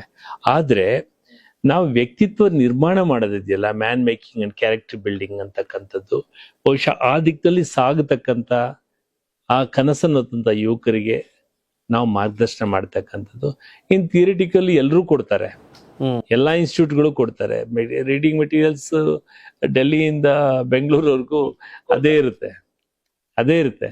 ಬಿಕಾಸ್ ಯಾವುದೇ ಎಕ್ಸ್ಟರ್ನಲ್ ಪ್ರೆಷರ್ಗೂ ಇಂಟರ್ನಲ್ ಪ್ರೆಷರ್ಗೂ ಬಹಳ ಡಿಫ್ರೆನ್ಸ್ ಇದೆ. ನಿಮ್ಗೆ ಒಂದ್ ಮಟ್ಟಿಗೆ ಹೊರಗಡೆ ನೀವು ಎಷ್ಟೇ ಕೊಟ್ರು ಏನ್ ಪ್ರಯೋಜನ, ಒಳಗಡೆ ಇರ್ಬೇಕು, ಅವಾಗಲೇ ಸೃಷ್ಟಿ ಆಗತಕ್ಕಂಥದ್ದು. ಹಾಗೆ ಆ ಯುವಕನಲ್ಲಿ ವಿವೇಕಾನಂದ ಹೇಳ್ತಾರಲ್ಲ, the manifestation of perfection already in man ಅಂತ. ಆ ಸುಪ್ತವಾಗಿರ್ತಕ್ಕಂಥ ಆ ಶಕ್ತಿಯನ್ನ ಗುರುತಿಸ್ತಕ್ಕಂಥದ್ದು, ಆ ಸುಪ್ತವಾಗಿರ್ತಕ್ಕಂಥ ಆ ಪ್ರತಿಭೆಗೆ ಇಗ್ನೈಟ್ ಮಾಡ್ತಕ್ಕಂಥ ಅಥವಾ ಪ್ರೋತ್ಸಾಹ ಕೊಡ್ತಕ್ಕಂಥದ್ದು, ಈ ದಿಕ್ಕಿನಲ್ಲಿ ಖಂಡಿತವಾಗ್ಲೂ ಅವನು will B asset of the society R in administration, what ever the position. he may not totally succeed as an IAS, but ಒಳ್ಳೆ ವ್ಯಕ್ತಿಯ ಜೊತೆನಲ್ಲಿ ಈ ಮೇ ಬಿಕಮ್ಸ್ XYZ. ಅದೇ ಒಂದು ತರಬೇತಿ ಹಲವು ಹುದ್ದೆಗಳು ಅಂತ ಒಂದು ಇದಿದೆ. See, when you prepare for IAS, ಇವತ್ತೇನಾಗಿದೆ, ಎಷ್ಟೋ ಇನ್ಸ್ಟಿಟ್ಯೂಟ್ಗಳಿವೆ. ಏನಂದ್ರೆ ಪೊಲೀಸ್ ಆಫೀಸರ್, ಸಬ್ ಇನ್ಸ್ಪೆಕ್ಟರ್ಗೆ ಒಂದು ಟ್ರೈನಿಂಗು, ಇನ್ನೊಂದು ಯಾವುದೋ ಒಂದು ವಿಲೇಜ್ ಅಕೌಂಟೆಂಟ್ಗೆ ಇನ್ನೊಂದು, PDOಗೆ ಇನ್ನೊಂದು ಟ್ರೈನಿಂಗು, KASಗೆ ಒಂದು ಟ್ರೈನಿಂಗು, IASಗೆ ಒಂದು ಟ್ರೈನಿಂಗ್. ಸಿ, ನೋಡಿದಾಗ ಅಲ್ಲಿಂದ ಇಲ್ಲಿವರೆಗೂ ಹೇಳ್ದ, ಅವ್ನು ಗ್ರಾಜುಯೇಟ್ ಆಗಿರ್ತಕ್ಕಂಥವನಿಗೆ ಇವೆಲ್ಲವೂ ಸಹ ಯಾವುದೇ ಪ್ರವೇಶ ಪರೀಕ್ಷೆ ಇಂಟರ್ವ್ಯೂಗಳಿಗೆ ಹೋಗುವಾಗ ಅಥವಾ ಆಪ್ಟಿಟ್ಯೂಡ್ ಟೆಸ್ಟ್ ಅಥವಾ ಬೇರೆ ಎಕ್ಸಾಮ್ಸ್ಗಳು ಹೇಗೆ ನಡೀತವೆ, ಅದು ಎಲ್ಲದಕ್ಕೂ ಈ ಸಿಲೆಬಸ್ ಇದೇ ಇರುತ್ತೆ. ಸಿ, ಅದಕ್ಕೆ ಈ ಒಂದು ತರಬೇತಿಯಿಂದ ಖಂಡಿತವಾಗ್ಲೂ is sure to become an officer. And ಖಂಡಿತ ಈ ದಿಕ್ಕಿನಲ್ಲಿ ನಾವು ತರಬೇತಿ ಕೊಟ್ಟು ಅವನ್ನ ಒಂದು ಅಧಿಕಾರಿ. ಎಷ್ಟೋ ಜನ ನಿಮ್ಗೆ ಗೊತ್ತು, KS ಮಾಡಿದವರು IAS ಮಾಡ್ತಾರೆ, ಕೆಲವರು IPS ಮಾಡಿದವರು ನಾನು IAS ಮಾಡ್ಬೇಕು ಅಂತ ಮಾಡ್ತಾರೆ, IAS ಮಾಡಿದವರು IFS ಮಾಡ್ಬೇಕು ಅಂತ ಇರ್ತಾರೆ, IRCS ಮಾಡ್ತಿದ್ದಕ್ಕಂಥವ್ರು ಯಾಕೆ ನಾ ಇನ್ನೊಂದು ಅಟೆಂಪ್ಟ್ ಇದೆ, ಯಾಕೆ ಟ್ರೈ ಮಾಡಬಾರ್ದು ಅಂತ ಇದಕ್ಕೆ ತಗೊಂಡು ಮಾಡ್ತಾ ಇರ್ತಾರೆ. ನಮ್ಮ ಹುಡುಗ ಒಬ್ಬ ಫಾರೆಸ್ಟ್ ಸರ್ವಿಸ್ ಅಲ್ಲಿ IAS ಮಾಡ್ಬೇಕಂತ ಮಾಡ್ದಾಗ್ಲಿಲ್ಲ, ಒಬ್ಬ ACF ಆದ, ಈಗ ಇನ್ನೂ ಓದ್ತಾ ಇದ್ದಾನೆ, ಅವ್ನಿಗೆ ಇನ್ನೂ 3 ಅಟೆಂಪ್ಟ್ ಇದೆ, ಮಾಡ್ತಾರ ಅದನ್ನ. ಖಂಡಿತ ನನಗೆ ವಿಶ್ವಾಸ ಇದೆ. ಸಿ, ಇದು ಬಹಳ ಮುಖ್ಯ. ಅದೇ ನಾನು ಹೇಳ್ತಾ ಇದ್ದು, ಕಾನ್ಫಿಡೆನ್ಸ್ ಅಂತಕ್ಕಂಥ. ಎಷ್ಟೋ ಜನ ನನ್ನ ಜೊತೆ ಇದಂತ BR ಕೇಡರ್ ನಲ್ಲಿ ಇದ್ದಾರೆ, ಅವರೆಲ್ಲನೂ ಫಸ್ಟ್ IAS ಡೈರೆಕ್ಟ್ ಆಗ್ಲಿಲ್ಲ, IAS ರೈಲ್ವೆ ರೆವಿನ್ಯೂ ಸರ್ವಿಸಸ್ ಆದ್ರು, ರೆವಿನ್ಯೂ ಸರ್ವಿಸ್ ಇಂದ ಅವರು IAS ಆದ್ರು. ಇದು ಆಗ್ಬೇಕು ಅಂತಕ್ಕಂಥದ್ದು ನಮ್ಮ ಉದ್ದೇಶ. ಪ್ರಯತ್ನಗಳು, ಖಂಡಿತ ಪ್ರಯತ್ನ ಬಹಳ ಮುಖ್ಯ. ಅಂದ್ರೆ ಒಂದ್ ಭೂಮಿನ ಹದ ಮಾಡ್ತೀವಿ, ಕ್ಲೀನ್ ಮಾಡೋ ಕೆಲಸ ಆಗುತ್ತೆ, ಅಟ್ಲೀಸ್ಟ್ ಬೆಳೆ ಬಂದಿಲ್ಲ ಅಂದ್ರೂ ಆ ಭೂಮಿ ಕ್ಲೀನ್ ಆಗುತ್ತೆ. ಖಂಡಿತ ಭೂಮಿ ಕ್ಲೀನ್ ಆಗುತ್ತೆ. ಮತ್ತು ಜೊತೆಗೆ ಹೇಳ್ತಲ್ಲ, ಎದೆಗೆ ಬಿದ್ದ ಅಕ್ಷರ, ಭೂಮಿಗೆ ಬಿದ್ದ ಬೀಜ ಯಾವತ್ತೂ ವಿಫಲ ಆಗುದಿಲ್ಲ. ಪ್ರೊವೈಡೆಡ್ ನಾವು ಭೂಮಿಗೆ ಏನ್ ಸಿದ್ಧ ಮಾಡ್ತೇವೆ, ಮಾನಸಿಕ ಆ ಒಂದು ಚಿಂತನೆ ಮತ್ತು ಆ ಒಂದು ಕಾನ್ಫಿಡೆನ್ಸ್ ಲೆವೆಲ್ಲು ಮತ್ತು ಮಾನಸಿಕ ಸ್ಥಿರತೆ ಇದೆಯಲ್ಲ, ಇದು ಬಹಳ ಮುಖ್ಯ ಆಗುತ್ತೆ. And no one is waste here, everything is useful, everything is asset. ನಾವು ಫಿಸಿಕ್ಸ್ ಅಲ್ಲೂ ಅದೇ ಹೇಳ್ತೀವಿ, ಕೆಮಿಸ್ಟ್ರಿ ಅದೇ, ನಥಿಂಗ್ ಈಸ್, ಯಾವುದು ವೇಸ್ಟ್ ಅಲ್ಲ, ಎಲ್ಲವೂ ಸಹ ಉಪಯೋಗಕ್ಕೆ ಬರ್ತಕ್ಕಂಥದ್ದೇ. If you think it's a waste, it is a waste. But if you think it's ಕಸದಲ್ಲೂ ರಸ ಪಡೆಯತಕ್ಕಂಥ ಪರಿಸ್ಥಿತಿನಲ್ಲಿ ಅದನ್ನ ನಾವು ತಿಳ್ಕೊಳ್ಬೇಕು. And every role is important. ಇದು ಈ ದಿಕ್ಕಿನಲ್ಲಿ ನಾವು ನಮ್ಮ ಯೋಜನಾಂಗವನ್ನ ಮಾನಸಿಕವಾಗಿ ಮತ್ತು ಶೈಕ್ಷಣಿಕವಾಗಿ ಮತ್ತು ಆ ದಿಕ್ಕಿನಲ್ಲಿ ಸಾಕ್ತಕ್ಕಂಥ ತರಬೇತಿಯನ್ನ ಕೊಡ್ತಕ್ಕಂಥ ದಿಕ್ಕಿನಲ್ಲಿ ನಾವು ಸಂಕಲ್ಪ ಹೊಂದಿದ್ದೇವೆ. ಏನ್ ಸಾಧಿಸೋ ಕೊಟ್ಟಿದೆ ನಿಮ್ಮ ಸಂಸ್ಥೆ ಪ್ರತಿಷ್ಠಾನ IAS ಅಕಾಡೆಮಿ ಅಂತ ಈ EET ಮೂಲಕ? ಸರ್, ನಮ್ ಟ್ಯಾಗ್ ಲೈನ್ ಅದನ್ನ ಹೇಳುತ್ತೆ. ಏನಂತ ಹೇಳಿದ್ರೆ, knowledge can be taught but character must be chosen. ಇದೇ ನಮ್ ಟ್ಯಾಗ್ ಲೈನ್. ನೀವು ಕೇಳಿದ್ರೆ ಯಾಕೆ ಎಥಿಕಲ್ ಎಂಟ್ರೆನ್ಸ್ ಟೆಸ್ಟ್ ಅಂತ ಕೇಳಿದ್ರಲ್ಲ, ಇದಕ್ಕೆ ಎಥಿಕಲ್ ಎಂಟ್ರೆನ್ಸ್ ಟೆಸ್ಟ್. ಯಾಕಂದ್ರೆ ಒಂದು ಮಗುನ ಕೇಳಿದ್ರೆ ನಿಮ್ಮ ಅಜ್ಜಿ ಹೆಸರೇನು, ನಿಮ್ ಮುತ್ತಜ್ಜಿ ಹೆಸರೇನು ಅಂತೆಲ್ಲ ಕೇಳ್ಕೊಂಡು ಹೋದ್ರೆ ನಾವು ಒಂದ್ 4-5 ಹೆಸರು ಹೇಳ್ಬೋದು ಅಷ್ಟೇ, 3 ಹೆಸರು ಹೇಳ್ಬೋದು ಅಷ್ಟೇ. ಆದ್ರೆ ನಿಮಗ್ ಬಸವಣ್ಣ ಗೊತ್ತಾ, ವಿವೇಕಾನಂದರು ಗೊತ್ತಾ, ರಾಮಕೃಷ್ಣ ಪರಮಹಂಸರು ಗೊತ್ತಾ ಅಂದ್ರೆ ಎಲ್ಲಾರು ಹೂ ಅಂತಾರೆ. ಯಾಕಂದ್ರೆ ಅವರೆಲ್ಲ ಸಮಾಜಕ್ಕೋಸ್ಕರ ಅವರು ಜೀವನ ಮಾಡಿದ್ದಾರೆ. ಯಾರು ಸಮಾಜಕ್ಕೋಸ್ಕರ ಜೀವನ ಮಾಡ್ತಾರೋ ಅವರು ಕೊನೆವರೆಗೂ ಉಳ್ಕೊಳ್ತಾರೆ, ಅವ್ರ ಹೆಸರು ಹಿಸ್ಟ್ರಿನಲ್ಲಿ ಉಳ್ಕೊಳ್ಳುತ್ತೆ. ಸೊ ನಮ್ಮಲ್ಲಿ ಬರುವಂತ ಪ್ರತಿಷ್ಠಾನ IAS ಅಕಾಡೆಮಿಲಿ ಬರುವಂತ ಪ್ರತಿಯೊಬ್ಬ ಮಗುನು ಆತರ ಒಂದು ಹಿಸ್ಟ್ರಿ ಕ್ರಿಯೇಟ್ ಮಾಡ್ಬೇಕು ಅನ್ನೋದು ನಮ್ಮ ಉದ್ದೇಶ. ಯಾಕಂದ್ರೆ ಎಲ್ಲಾರು IAS, ಎಷ್ಟೋ ಜನ IAS IPS ಆಗ್ತಾರೆ, ಆದ್ರೆ ಕಿರಣ್ ಬೇಡಿ ಒಬ್ರೆ ಅಲ್ವಾ. ವ್ಯಕ್ತಿಗಳು ಹಲವರು ವ್ಯಕ್ತಿತ್ವ ರೂಪಿಸ್ಕೊಳ್ಳೋದು ಮಾತ್ರ ಮೇಲೆ ನಿರ್ಧಾರ ಆಗುತ್ತೆ ಅಂತ ನೀವು ಹೇಳ್ತಾ ಇದ್ದೀರಿ. ಎಸ್ ಸರ್, ಒಂದು ನೀವೆಲ್ಲ ವಿಕಿಪೀಡಿಯಾ ಇದ್ದಂಗೆ, ನೀವೆಲ್ಲ ಸೀನಿಯರ್ಸ್, ನಮ್ಮ ಅಂತ ದಾಟಿ ಮುಂದೆ ಹೋಗರು. ಇವತ್ತಿನ ಯಂಗ್ಸ್ಟರ್ಗಳು ಏನು ಸಮಸ್ಯೆಗಳನ್ನ ಫೇಸ್ ಮಾಡ್ತಿದ್ದಾರೆ, ದೊಡ್ಡ ಸಮಸ್ಯೆ ಏನು ಯುವಕರಲ್ಲಿ ಇವತ್ತಿಗೆ ಅಂತ? ಸರ್, ಇಂದಿನ ಯುವ ಪೀಳಿಗೆ, ಇಂದಿನ ಪ್ರೆಸೆಂಟ್, ನನ್ನ ಚಿಕ್ಕಂದಿನ ದಿನಗಳಿಗೆ ಹೋದ್ರೆ ಅದು ಬೇರೆ ಇರ್ತದೆ, ತತ್ವಗಳ ಬಗ್ಗೆ ಸ್ವಲ್ಪ ಇದಿತ್ತು. ಈಗ ಎಲ್ಲರೂ ಹಣ ಮಾಡಬೇಕು ಅಂತ ಹಿಂದಿಟ್ಟಿದ್ದಾರೆ. ಹಣ, ಒಳ್ಳೆ ಹುದ್ದೆ ಬೇಕು, ಯಾವುದು ಹಣ ಹೆಚ್ಚಿಗೆ ಯಾವುದು ಕೊಡ್ತದೆ ಅದು. ಹೌದು, ಸಮಾಜಕ್ಕೆ ಯಾವುದು ಒಳ್ಳೇದಾಗ್ತದೆ ಅನ್ನೋದು ಯೋಚನೆ ಮಾಡೋದಿಲ್ಲ. ಆದ್ರೆ ನಾವು ಈ ಯುವಕರಿಗೆ ಮನ ಪರಿವರ್ತನೆ ಮಾಡಬೇಕಾಗ್ತದೆ. ಆ ಮನ ಪರಿವರ್ತನೆ ಮಾಡಬೇಕಾದ್ರೆ ನಮ್ಮ ಪ್ರತಿಷ್ಠಾನ IAS ಅಕಾಡೆಮಿಗೆ ಅವರು ಜಾಯಿನ್ ಆದ್ರೆ ಅವ್ರಿಗೆ ನಾವು ತರಬೇತಿ ಕೊಡ್ತೀವಿ. ನೈತಿಕತೆ, ಪ್ರಾಮಾಣಿಕತೆ ಬಗ್ಗೆ, ಜೀವನದಲ್ಲಿ ಹೇಗೆ ಸಾಧಕರಾಗಬಹುದು ಅನ್ನೋದನ್ನ ಹೇಳ್ಕೊಡ್ತೀವಿ. ನಾವು IAS ತರಬೇತಿ ಕೊಟ್ಟಾಗ ಅವನಿಗೆ ಸಾಮರ್ಥ್ಯ ಇರ್ತದೆ. he has the ability to do anything. In case if he fails to achieve IAS, at least he is capable of getting any other post, maybe KAS, he may be officer in the FDS ಏನಾದ್ರೂ ಆಗ್ಬಹುದು. ಆ ಶಕ್ತಿನ ನಾವು ಆ ವಿದ್ಯಾರ್ಥಿಗಳಲ್ಲಿ ಯಾರು ನಮಗೆ ನನ್ಗನ್ಸಿದೆ, ಒಬ್ಬ ವ್ಯಕ್ತಿಯನ್ನ 10 ಕಿಲೋಮೀಟರ್ ಓಡಕ್ಕೆ ತಯಾರು ಮಾಡ್ತಿದ್ದೀರಿ. ಅವ್ನು 10 ಓಡಲಿಲ್ಲ ಅಂದ್ರೆ 8 ಓಡ್ತಾನೆ, 5 ಓಡ್ತಾನೆ, 4 ಓಡ್ತಾನೆ. ಇಟ್ಸ್ ಮೀನ್ಸ್ IAS ಆಗ್ಬೇಕು ಅನ್ನೋ ಕನ್ಸನ್ನು ಇಟ್ಕೊಂಡು ಅವ್ನು ಓದೋನು. IAS ಆಗಿದ್ರೆ KSR ಆಗ್ತಾನೆ, ಕಡೆದಾಗ ಒಂದು STFD ಪಾಸ್ ಮಾಡ್ತಾನೆ. ಆ ಸಾಮರ್ಥ್ಯ ತುಂಬಿರ್ತೀರಿ. ಅವ್ನು ಬರೀ 3 ಕಿಲೋಮೀಟರ್ ಓಡಬೇಕು ಅಂದ್ರೆ 1.5 ಕಿಲೋಮೀಟರ್ ಓಡ್ತಾನೆ. ಸೊ ಹಾಗಾಗಿ ನೀವು 10 ಕಿಲೋಮೀಟರ್ ಓಡ್ಸಕ್ಕೆ ತಯಾರು ಮಾಡ್ತಿದ್ದೀರಿ. 10 ಆಗಿದ್ರೆ 8 ಓಡ್ತಾನೆ ಅಂದ್ರೆ ಈ ಸಣ್ಣ ಪುಟ್ಟ ಉಳಿದಂತ ಎಕ್ಸಾಮ್ನಾರ ಪಾಸ್ ಮಾಡ್ಕೊಂಡು ಆ ಹುದ್ದೆ ಪಡೆಯುವ ವಿಷಯದಲ್ಲಿ ಫೇಲ್ ಆಗಲ್ಲ, ಹುದ್ದೆ ಪಡೆಯುವ ವಿಷಯದಲ್ಲಿ ಪಾಸ್ ಆಗ್ತಾನೆ. ಫೈನ್ಲಿ ಅಂತಂದಾಗ್ಲೂ ಕೂಡ ಯಾವ್ದು ಸರ್ ಆಗ್ಲಿಲ್ಲ, ಯಾವುದು ವ್ಯರ್ಥವಲ್ಲ. ವ್ಯರ್ಥ ಅಂದ್ರೆ ವ್ಯರ್ಥ. ಅವನಲ್ಲಿ ನೈತಿಕತೆ, ಪ್ರಾಮಾಣಿಕತೆ ಅದು ಕಂಟಿನ್ಯೂ. ದೊಡ್ಡ ಸೆಟ್ ಜೀವನ, ದೊಡ್ಡ ಸೆಟ್. ನಿಮ್ಮ ಸಂಸ್ಥೆ ಪ್ರತಿಷ್ಠಾನ IAS ಅಕಾಡೆಮಿ ಇತರರಿಗಿಂತ ನೀವೇಗೆ ವಿಭಿನ್ನ ಅಂತ? ಖಂಡಿತವಾಗ್ಲೂ ಇವತ್ತಿನ ಸ್ಪರ್ಧಾತ್ಮಕ ಜಗತ್ತಿನಲ್ಲಿ ನೀವೇ ಹೇಳಿದಾಗೆ ಕೇವಲ ಅಭ್ಯರ್ಥಿಗಳನ್ನ ತುಂಬಬೇಕು, ಆ ಒಂದು ಕೋರ್ಸ್ನಲ್ಲಿ ಕ್ಯಾಂಡಿಡೇಟ್ಸ್ ಫಿಲಪ್ ಆದ್ರೆ ನಾವು ಸಂತೋಷ ಅಂತಕ್ಕಂಥದ್ದಲ್ಲ. ನಮಗೆ ಇಲ್ಲಿ ಪಡೆದಂತಹ ತರಬೇತಿಯಿಂದ ಉತ್ತಮ ಅಧಿಕಾರಿಗಳು ಆಗಬೇಕು. ಅವರು ಜನಮನ್ನಣೆಯನ್ನ ಗಳಿಸಿದಾಗ್ಲೇ ನಮ್ಗೆ ತೃಪ್ತಿ ಸಿಗೋದು, ಯಾವುದೇ ಹಂತದಲ್ಲಿರ್ಬೋದು. ಯಾಕೆಂದ್ರೆ ನಾವು ನೋಡಿದ್ದೇವೆ, ನಾನು ಸ್ವತಃ ನೋಡಿದ್ದೇನೆ, ಇಡೀ ರಾಜ್ಯದಿಂದ ಬಂದಂತ ಯುವ ಪೀಳಿಗೆ ಸಬ್ ಇನ್ಸ್ಪೆಕ್ಟರ್ ಟ್ರೈನಿಂಗ್ ಕೊಡುವಾಗ ನಾನು ಸ್ವತಃ ನೋಡಿದ್ದೇನೆ ಅವ್ರ ಕನಸುಗಳು ಹೇಗಿತ್ತು, ಎಷ್ಟು ಸಿದ್ಧತೆಗಳನ್ನ ಮಾಡ್ಕೊಳ್ತಾ ಇದ್ರು, ಎಷ್ಟು ತಪಸ್ಸು ಮಾಡ್ತಾ ಇದ್ರು. ಅವ್ರು ಡಿಸಪಾಯಿಂಟ್ ಆಗ್ಬಿಡ್ತಾರೆ. ನಾನು ಅದಕ್ಕೆ ಹೇಳಿದ ಒಂದು ತರಬೇತಿ ಹಲವು ಹುದ್ದೆಗಳು ಅಂತಕ್ಕಂಥದ್ದು. ನೀವು ಹೇಳಿದಾಗೆ IAS ಕೋಚಿಂಗ್ಗೆ ನೀವು ಪ್ರಿಪೇರ್ ಆದಾಗ parallelly you will be able to ಬೇರೆ ಬೇರೆ ಪರೀಕ್ಷೆ or try the other exams. Even in banking sector ಇರ್ಬೋದು, ರೈಲ್ವೆ ಸೆಕ್ಟರ್ ಇರ್ಬೋದು. ಖಂಡಿತವಾಗ್ಲೂ ಈ ಒಂದು ನೀವು ಹೇಳಿದಾಗ 10 ಕಿಲೋಮೀಟರ್ ಓಡೋದನ್ನ ಕಲ್ಸಿದ್ರೆ ಆಟೋಮೆಟಿಕಲಿ 4 ಕಿಲೋಮೀಟರ್. ನಾನು ಅದಕ್ಕೆ ಆಗ್ಲೇ ಹೇಳಿದೆ, ನೀವು ಕೇವಲ FDAಗೆ ತಯಾರಾಗ್ತಾರೆ, ಸೀಮಿತ ಸಿಲೆಬಸ್ ಓದ್ತಾನೆ. ಅಂದ್ರೆ ಕೆರೆಯಲ್ಲಿ ಬಾವಿಲಿ ಈಜಾಡೋನ್ಗೆ ಅಷ್ಟೇ ಇದು ಮಾಡಿ, ನೀವು ಸಮುದ್ರದಲ್ಲಿ ಈಜೋದು ಕಲಿಸ್ತಾ ಇದ್ದೀರಿ. ಅವ್ನು ಯಾವನ ಇಲ್ಬೇಕಾದ್ರೆ ಈಜುವಂಥ ಕಾರ್ಯಕ್ರಮ. ಈಗ ನಿಮ್ಮಲ್ಲಿ IAS ಮಾಡಲೇಬೇಕು ಅನ್ನೋ ಸಂಕಲ್ಪದೊಂದಿಗೆ ಅದು ನೈತಿಕತೆ ಇವೆಲ್ಲವನ್ನು ಒಳಗೊಂಡಂತ ಒಂದನ್ನ ಮಾಡ್ತಿದ್ರಿ. ಸಮುದ್ರದಲ್ಲಿ ಈಜೋಗಿ ಕಲ್ಸಕ್ಕೆ ಹೊರಟಿದ್ದೀರಿ. ಅವನು ಬಾವಿಲಿ ಬಿದ್ರು ಈಜ್ತಾನೆ, ನದಿಗೆ ಬಿದ್ರು ಈಜ್ತಾನೆ, ಕೆರೆ ಕಟ್ಟೆ ಬಿದ್ದರೂ ಈಜ್ತಾನೆ, ಆ ಸಾಮರ್ಥ್ಯವನ್ನು ತುಂಬ್ತಾ ಇದ್ದೀರಿ. ಸಮುದ್ರದಲ್ಲೇ ಈಜುವಂಥ ಸಾಮರ್ಥ್ಯನ ಕೊಡ್ತಾ ಇದ್ದೀರಿ. ಅಂತಿಮವಾಗಿ ಒಳ್ಳೆ ರೀತಿಯಲ್ಲಿ ಬದುಕೋಕೊಂದು ಬದುಕು ಕೊಡ್ತಾ ಇದ್ದೀರಿ.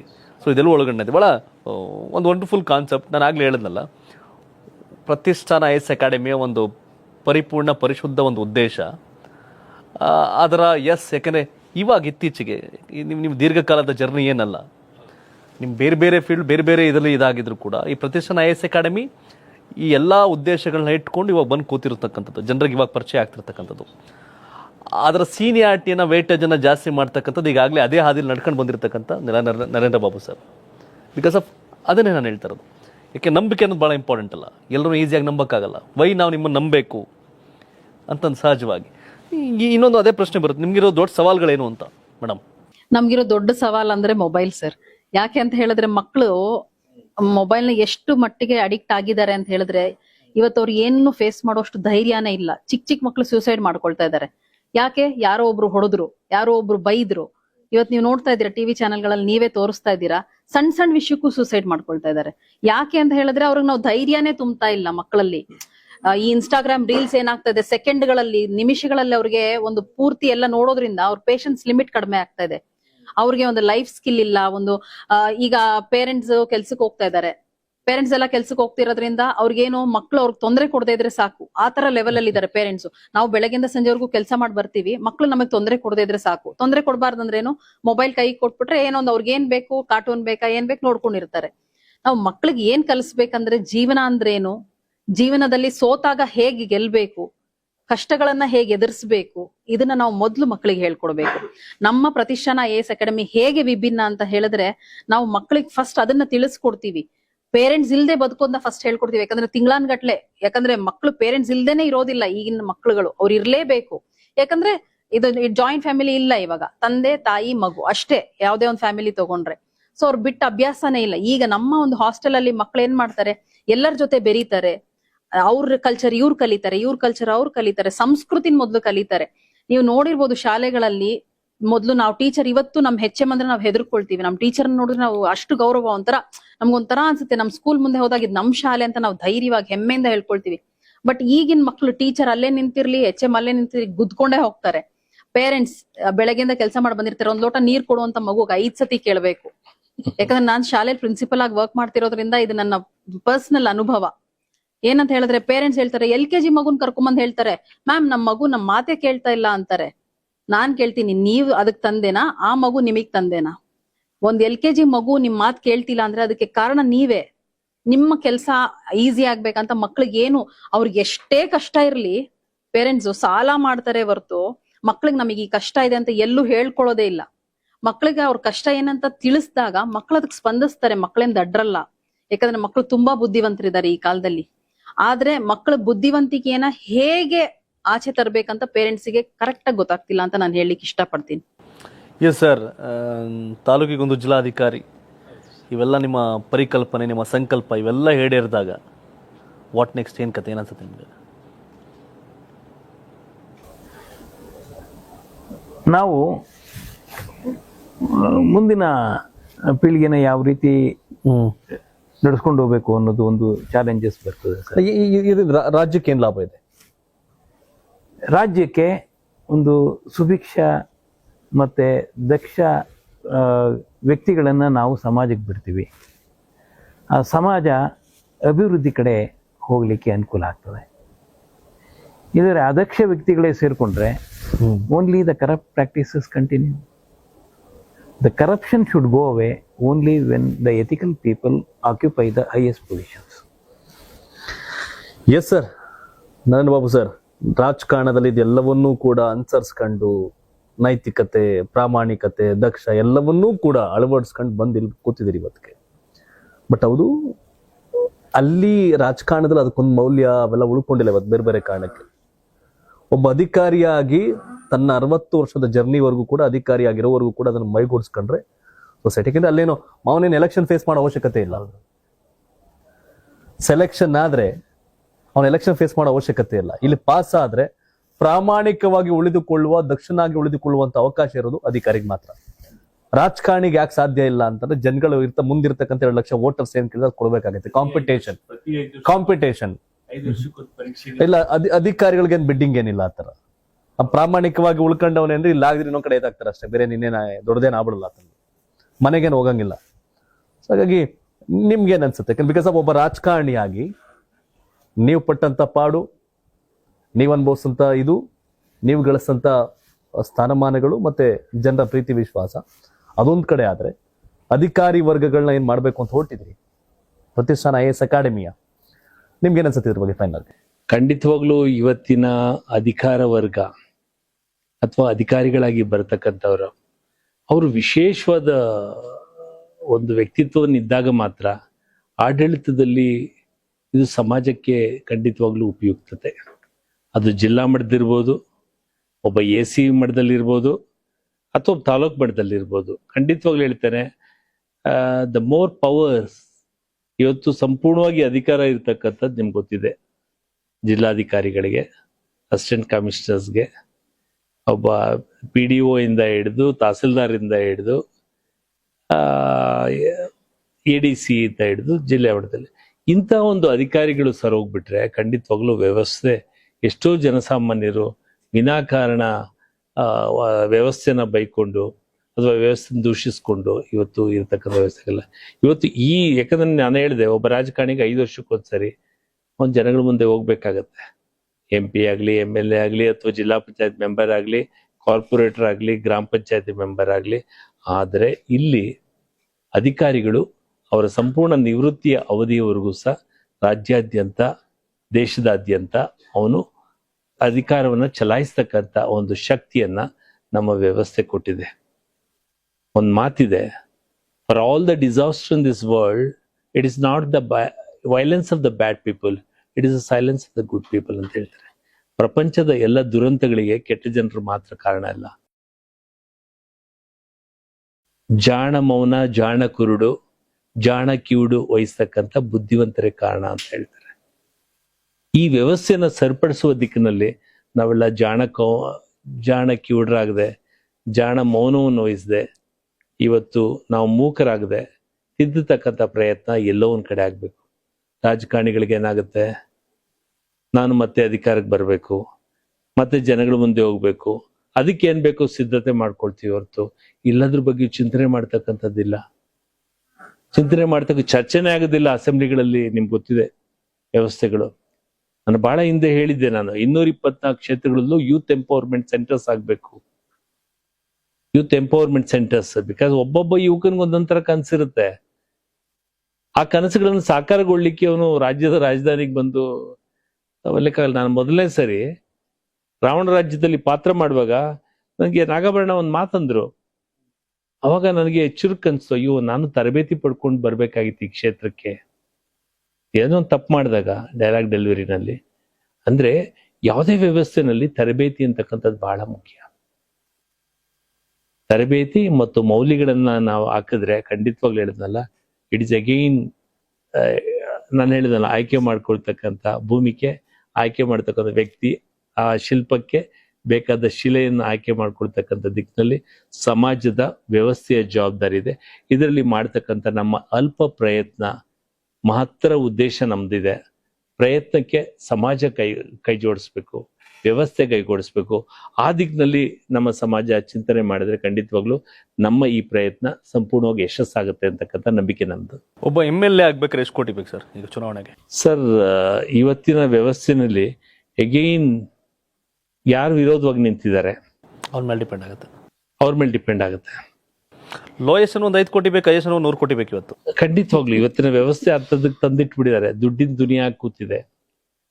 ಈ ದಿಕ್ಕಿನಲ್ಲಿ ಬದಲಾಯಿಸೆ ಮಾಡ್ತಕ್ಕಂಥ ಶಕ್ತಿ ಖಂಡಿತವಾಗ್ಲು ನಮ್ಮ ಜನರಿಗಿದೆ. ಯಾಕಂದ್ರೆ ನಾನು 6 ಬಾರಿ MLA ನಿಂತವನು, 3 ಬಾರಿ ಕಾರ್ಪೊರೇಟರ್ ನಿಂತಂತವನು. ನಿಮ್ಮ ಮೊದಲ ಚುನಾವಣೆ ಎಷ್ಟು ಖರ್ಚಾಗಿತ್ತು ಸರ್ MLA ಗೆ? ನನಗೆ ಬಹುಶಃ ಹೇಳ್ತೇನೆ, ನಾನು ಮೊದಲನೇ ಸರಿ 94ನೇ ಇಸ್ವಿನಲ್ಲಿ ಗಾಂಧಿನಗರ ವಿಧಾನಸಭಾ ಕ್ಷೇತ್ರಕ್ಕೆ ನಿಂತಾಗ ನನಗೆ ಗೊತ್ತಿರೋಗೆ ಒಂದು 35ರಿಂದ 40 ಲಕ್ಷ ಇರ್ಬೋದು. ಅವತ್ತಿನ ದಿವಸದಲ್ಲಿ ಅಂದ್ರೆ ಎಲ್ಲ ಫ್ರೆಂಡ್ಸ್ ಕಾಂಟ್ರಿಬ್ಯೂಟ್ ಮಾಡಿ ಎಲ್ಲ ಮಾಡಿ ವ್ಯವಸ್ಥೆ, ಅಥವಾ ಇನ್ನೂ ಕಡಿಮೆ ಇರ್ಬೋದು. ಯಾಕಂದ್ರೆ ಎಂಟೈರ್ ಫೈನಾನ್ಸ್ ಹ್ಯಾಂಡಲ್ ಮಾಡ್ತಾ ಇದ್ದಿದ್ದು ನಮ್ಮ ಪಕ್ಷದ ಮತ್ತು ನಮ್ಮ ಇದಿರ್ಬೋದು. ಇದು ನಾನು ಯಾಕೆ ಹೇಳ್ತೇನೆ, ನಮ್ಗೆ ಲಿಮಿಟ್ ಇರ್ತಕ್ಕಂಥದ್ದು 5 ಲಕ್ಷ. ಅರ್ಥ ಆಯ್ತು.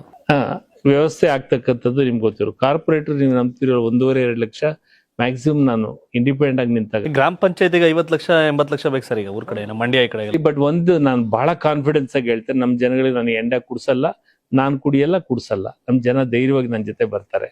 ಇದು ಧೈರ್ಯವಾಗಿ ನಾನು ಹೇಳ್ತೇನೆ, ಯಾಕಂದ್ರೆ ನಾನು 9 ಬಾರಿ ಬೆಂಗಳೂರು ನಗರದಂತ ಒಂದು ಕ್ಷೇತ್ರಗಳಲ್ಲಿ ಚುನಾವಣೆಗೆ ನಿಂತವನು. ಇವತ್ತು ಅಷ್ಟೇ ನಾನು ಯಾವುದೋ ಒಂದು ಚುನಾವಣೆ ನಿಂತಾಗ ಈ ಮದ್ಯಪಾನ ಕೊಡ್ತೀವಿ ಅಂದಾಗ ಖಂಡಿತ ನಾನು ಹೇಳಿದಲ್ಲ. ನಾನು ಯಾಕೆ ಈ ಪ್ರಶ್ನೆ ಕೇಳಿದೆ ಅಂದ್ರೆ, ಉದಾಹರಣೆ ಫಾರ್ ಎಕ್ಸಾಂಪಲ್ ಮಂಡ್ಯ ಅಂದ್ರೆ 7 ವಿಧಾನಸಭಾ ಕ್ಷೇತ್ರ ಬರುತ್ತೆ, 7 ಜನ MLA ಬರ್ತಾರೆ. ಒಬ್ಬ MLA ಇಲ್ಲ ಅಂದ್ರೆ 30 ಕೋಟಿ ಖರ್ಚು ಮಾಡ್ತಾರೆ. 7 3 21 ಅಂದ್ರೆ 200 ಕೋಟಿ ರೂಪಾಯಿ ಆವರೇಜ್ ಖರ್ಚಾಗತ್ತೆ ಅಂದ್ರೆ ಗೆದ್ದಿರೋರಿಗೆ. ಗೆದ್ದಿರೋರು ಸೇರ್ಕೊಂಡ್ರು ಒಂದು 400 500 ಕೋಟಿ ರೂಪಾಯಿ ಬಜೆಟ್. ನಿಂತೋರೆಲ್ಲ ಲೆಕ್ಕ ಹಾಕಿದ್ರೆ 500 ಕೋಟಿ ರೂಪಾಯಿ ನಮ್ಮ ಮಂಡ್ಯ ಜಿಲ್ಲೆಗೆ ಬೇಕು ಚುನಾವಣೆ ಮಾಡೋಕ್ಕೆ. ಓಟ್ಗೆ 1000 ರೂಪಾಯಿ 2000 3000 ಎಲ್ಲ ಹಂಚ್ಬೇಕಲ್ಲ, ಅವೆಲ್ಲ ಲೆಕ್ಕ ಹಾಕೊಂಡ್ರೆ 500 ಕೋಟಿ ರೂಪಾಯಿ. ಆದ್ರೆ ಇಡೀ ಜಿಲ್ಲೆಗೆ ಒಬ್ಬ ಜಿಲ್ಲಾಧಿಕಾರಿ IAS ಆಫೀಸರು, ಒಬ್ಬ IAS ಆಫೀಸರು ಕರೆಕ್ಟಾಗಿ ಓದ್ಕೊಂಡು ಅದನ್ನು ಪಾಸ್ ಮಾಡ್ಕೊಂಡ್ರೆ ಜಿಲ್ಲೆಗೆ ಇರೋ ಆತನೇ DC. ಅತಿ ಎಂಗೇಜ್ಗೆ IAS ಆಫೀಸರ್ ಆದರೆ ಆತ ರಾಜ್ಯದ ಮುಖ್ಯ ಕಾರ್ಯದರ್ಶಿ ಆಗ್ಬೋದು. ಮುಖ್ಯಮಂತ್ರಿಯ ನಂತರದ ಪವರ್ಫುಲ್ ಹುದ್ದೆ ಯಾವುದು ಅಂದರೆ ಚೀಫ್ ಸೆಕ್ರೆಟರಿ. ಯಾಕೆ ಈ ಕಂಪ್ಯಾರಿಸನ್ ಹೇಳ್ತಾ ಇದ್ದೀನಿ ಅಂದರೆ, ಒಬ್ಬ CM ಆಗಬೇಕು ಅಂದರೆ 1000 ಕೋಟಿ ಬೇಕೀಗ, ಒಬ್ಬ MLA ಆಗಬೇಕು ಅಂದ್ರೆ 10,000 ಕೋಟಿ ಬೇಕಿವತ್ತು. ಆದರೆ ನಿಮಗೆ ನೈತಿಕತೆ ಪ್ರಾಮಾಣಿಕತೆ ಇವೆಲ್ಲವನ್ನು ಉಳಿಸ್ಕೊಂಡು ನೀವು IASನ ಪಾಸ್ ಮಾಡ್ಕೊಂಡ್ರೆ ಆ 100 ಕೋಟಿ ಬೇಕಾಗಿಲ್ಲ, 1000 ಕೋಟಿ ಬೇಕಾಗಿಲ್ಲ, ಅದರ ಸರಿಸಾಟಿ ಅದೇ ಅಧಿಕಾರವನ್ನು ಅನುಭವಿಸ್ಬೋದು ಅಂತ. ಈಗ ಇಷ್ಟೆಲ್ಲ ನಾವು ಮಾತಾಡಿದ್ವಿ. ನಿಮ್ಮ IAS ನಿಮ್ಮ ಪ್ರತಿಷ್ಠಾನ IAS ಅಕಾಡೆಮಿ ಸೇರಬೇಕು ಅಂದರೆ ಏನು ಕತೆ ET ಹೇಳಿದ್ರಿ, ಅದರ ಹೊರತಾಗಿ ಏನೇನು ಪ್ರೊಸೀಜರ್ಸ್ ಇರುತ್ತೆ ಅಂತ ಹೇಳ್ಬೋದಾ ತಾವು? ಎಸ್. ಅವ್ರು ಯಾವ ಹುದ್ದೆಗೆ ಆಯ್ಕೆ ಮಾಡ್ಕೊಳ್ತಾರೆ ಆ ಹುದ್ದೆಗೆ 2nd PU ಪಾಸ್ ಆಗಿರ್ಬೇಕು, ಇಲ್ಲಾಂದ್ರೆ ಡಿಗ್ರಿ ಪಾಸ್ ಆಗಿರ್ಬೇಕು. ಯಾವುದೇ ಒಂದು ಡಿಗ್ರಿ ಪಾಸ್ ಆಗಿರ್ಬೋದು, 2nd PUC ಅಥವಾ ಡಿಗ್ರಿ ಬೇಸ್ಡ್ ಆನ್ ದ ಯಾವ ಎಕ್ಸಾಮ್ ಅವ್ರು ಅಪ್ಲೈ ಮಾಡ್ತಾರೆ ಅದ್ರ ಮೇಲೆ ಡಿಪೆಂಡ್ ಆಗುತ್ತೆ. ಎರಡನೇದು ಏನಂತ ಹೇಳಿದ್ರೆ, ನಮ್ಮ ಉದ್ದೇಶ ಏನಂತ ಹೇಳಿದ್ರೆ ಅಧಿಕಾರಿಗಳನ್ನ ಮಾತ್ರ ಕೊಡೋದು ನಮ್ಮ ಉದ್ದೇಶ ಅಲ್ಲ, ಉತ್ತಮ ನಿಷ್ಠಾವಂತ ಅಧಿಕಾರಿಗಳನ್ನ ಕೊಡೋದು ನಮ್ಮ ಉದ್ದೇಶ. ಯಾಕೆ ಅಂದ್ರೆ ಒಂದು IAS ಆಫೀಸರ್ ರೂಮ್ ಹೋಗ್ಬೇಕಂದ್ರೆ ಯಾರು ಅಷ್ಟು ಧೈರ್ಯವಾಗಿ ಹೋಗಕ್ ಆಗಲ್ಲ, ಗಡಗಡ ಅಂತಾರೆ.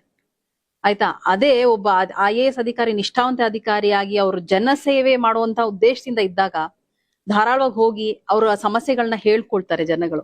ಸೊ ಆ ಒಂದು ಅಧಿಕಾರಿ ಕೈಯಲ್ಲಿ 1000 ಜನರ ಕಣ್ಣೀರನ್ನ ಒರೆಸುವಂತ ಶಕ್ತಿ ಇರುತ್ತೆ, 1000 ಜನಕ್ಕೆ ಕಣ್ಣೀರ್ ಬರ್ಸುವಂತ ಶಕ್ತಿ ಕೂಡ ಇರುತ್ತೆ.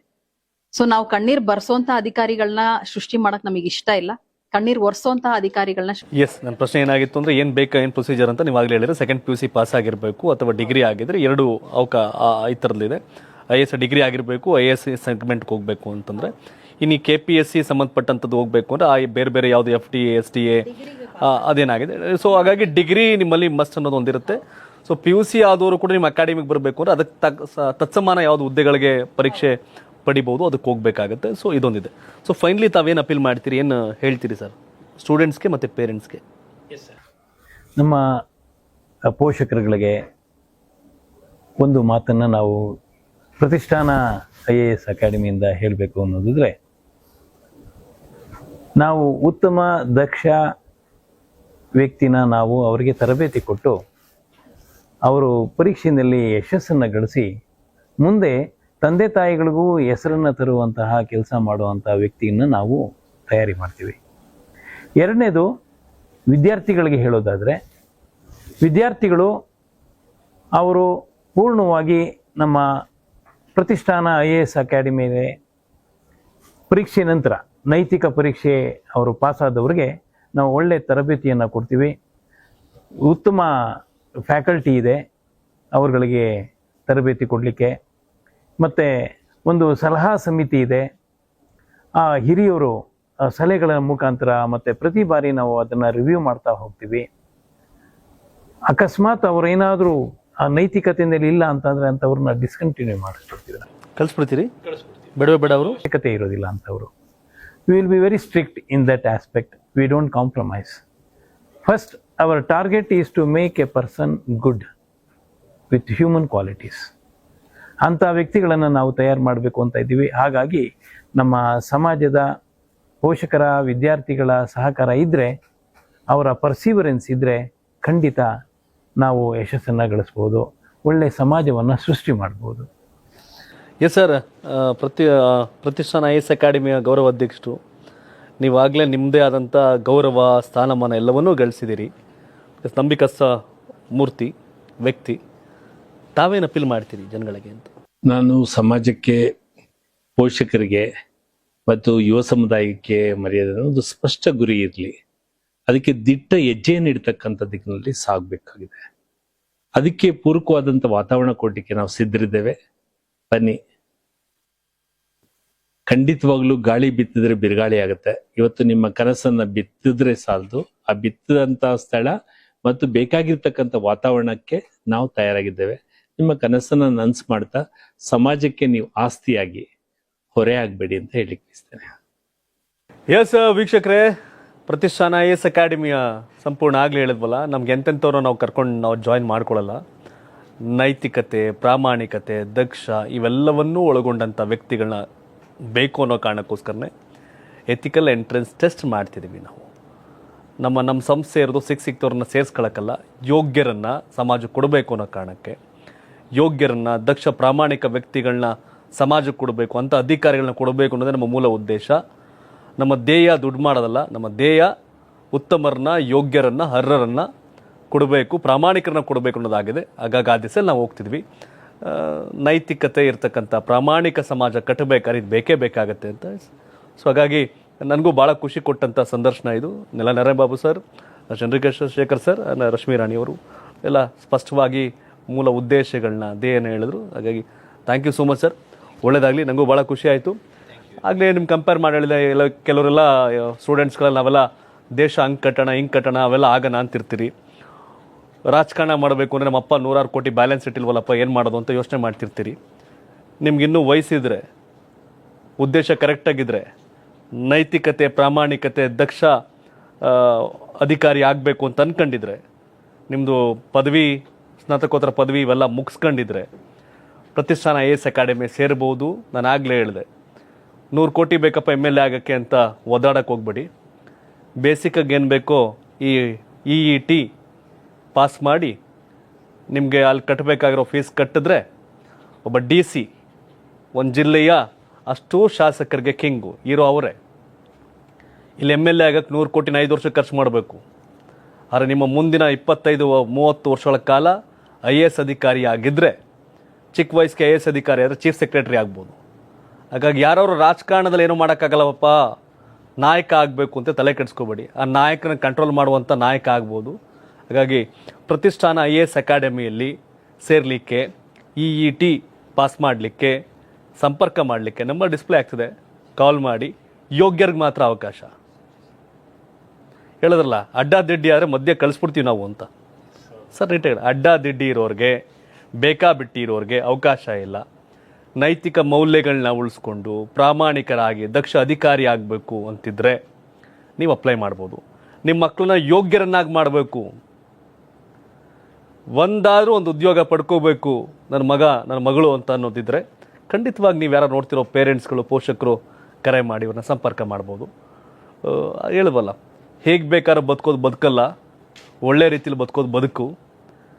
ಹೇಗೋ ಜೀವನ ಮಾಡಿದ್ರೆ ಜೀವನ ಅಲ್ಲ, ಹೀಗೆ ಮಾಡಬೇಕು ಒಳ್ಳೆ ರೀತಿಯಲ್ಲಿ ಅಂದರೆ ಅದೊಂದು ಜೀವನ. ಹಾಗಾಗಿ ಉತ್ತಮ ಜೀವನ, ಒಂದು ರೀತಿಯ ಅದ್ಭುತವಾದಂಥ ಬದುಕು ಕಟ್ಕೋಬೇಕು ಅಂತಂದರೆ ಅದಕ್ಕೊಂದು ಸುವರ್ಣ ಅವಕಾಶ. ಹಾಗೆ ಹೇಳಿದ್ವಲ್ಲ, ನಿಮಗೆ 10 ಕಿಲೋಮೀಟ್ರು ಓಡುವಂಥ, ನಡೆಯುವಂಥ, ಗುರಿ ತಲುಪುವಂಥ ಸಾಮರ್ಥ್ಯವನ್ನು ಅವರು ಪ್ರಿಪೇರ್ ಮಾಡ್ತಾರೆ. ನಿಮ್ಗೆ ಅಲ್ಲಾಗಲಿಲ್ಲ ಅಂದರೆ 5 ಕಿಲೋಮೀಟ್ರಿಗಾರ ಸಿಗುವಂಥ ಉದ್ಯೋಗ ಪಡ್ಕೋಬೋದು. ಅಂದರೆ ನಿಮ್ಗೆ ಎಲ್ಲ ಸಾಮರ್ಥ್ಯವನ್ನು ತುಂಬೋಕೆ ಇವ್ರು ರೆಡಿ ಇದ್ದಾರೆ. ನಿಮ್ಗೆ ಆ ಯೋಗ್ಯತೆ, ಅರ್ಹತೆ, ಆಸಕ್ತಿ ಅವೆಲ್ಲವೂ ಇದ್ದರೆ, ಮೊದಲನೇ ನೈತಿಕತೆ, ಪ್ರಾಮಾಣಿಕತೆ, ದಕ್ಷರಾಗಿದ್ದರೆ ಖಂಡಿತವಾಗಿ ನೀವು ಸಂಪರ್ಕ ಮಾಡ್ಬೋದು. ನನಗೂ ಭಾಳ ಖುಷಿ ಕೊಟ್ಟಂಥ ಸಂದರ್ಶನ. ಅದಕ್ಕಿಂತ ಇವತ್ತು ದುಡ್ಡೇ ಮಾಡಬೇಕು ಅಂತ ನಿಂತಿರೋ ಸಂಸ್ಥೆಗಳ ನಡುವೆ, ಬಿಸ್ನೆಸ್ಸೇ ಮಾಡಬೇಕು ಅಂತ ಉಟ್ಕೊಂಡಿರ್ತಕ್ಕಂಥ ಸಂಸ್ಥೆಗಳ ನಡುವೆ ಅದ್ಯಾವುದೂ ನಮ್ಮದಲ್ಲ. ನಮ್ಮ ಆದಿ ಬೇರೆ, ನಮ್ಮ ವಿಚಾರ ಬೇರೆ, ನಮ್ಮ ಧ್ಯೇಯ ಬೇರೆ. ನಮ್ಮ ಧ್ಯೇಯ ದುಡ್ಡು ಮಾಡೋದಲ್ಲ, ನಮ್ಮ ಧ್ಯೇಯ ದಕ್ಷರನ್ನು ಸಮಾಜ ಕೊಡೋದು. ನಮ್ಮ ಧ್ಯೇಯ ಪ್ರಾಮಾಣಿಕತೆ, ನೈತಿಕತೆಯನ್ನು ಸಮಾಜದಲ್ಲಿ ಉಳಿಸ್ಬೇಕು ಅಂತ ಹೋಗೋದು ಅನ್ನೋದು ಇವರೆಲ್ಲ ನಿಲುವಾಗಿದೆ, ಒಲವಾಗಿದೆ. ಹಾಗಾಗಿ ನಮಗೂ ಅವ್ರ ಬಗ್ಗೆ ಭಾಳ ಆಸಕ್ತಿ ಬಂದಿದೆ. ಹಾಗಾಗಿ ಸಂದರ್ಶನ ಮಾಡಿ. Thank you so much. ನಿಮ್ಗೇನಾದ್ರು ಇನ್ನೂ ಹೆಚ್ಚಿನ ಪ್ರಶ್ನೆಗಳಿದ್ರೆ ಕರೆ ಮಾಡಿ ಮಾತಾಡ್ಬೋದು. ಆಸಕ್ತಿ ಇದ್ದರೆ ಸೇರಬೇಕು ಅಂತಾರೆ ಕರೆ ಮಾಡಿ ನೀವು ಸೇರ್ಬೋದು ಅಂತ ಹೇಳ್ತಾ ನನ್ನ ಈ ಸಂದರ್ಶನ ಮುಗಿಸಿ, ಮತ್ತಷ್ಟು ಪ್ರಶ್ನೆಗಳೇನಾರು ಇದ್ದರೆ ಕಾಲ್ ಮಾಡಿ ನೀವು ಕೇಳ್ಬೋದು. Thank you so much sir, ಎಲ್ರಿಗೂ ಒಳ್ಳೆಯದಾಗಲಿ. Thank you madam, thank you sir. ಇದು ಕರ್ನಾಟಕ TV, ಕನ್ನಡಿಗರ ಧ್ವನಿ.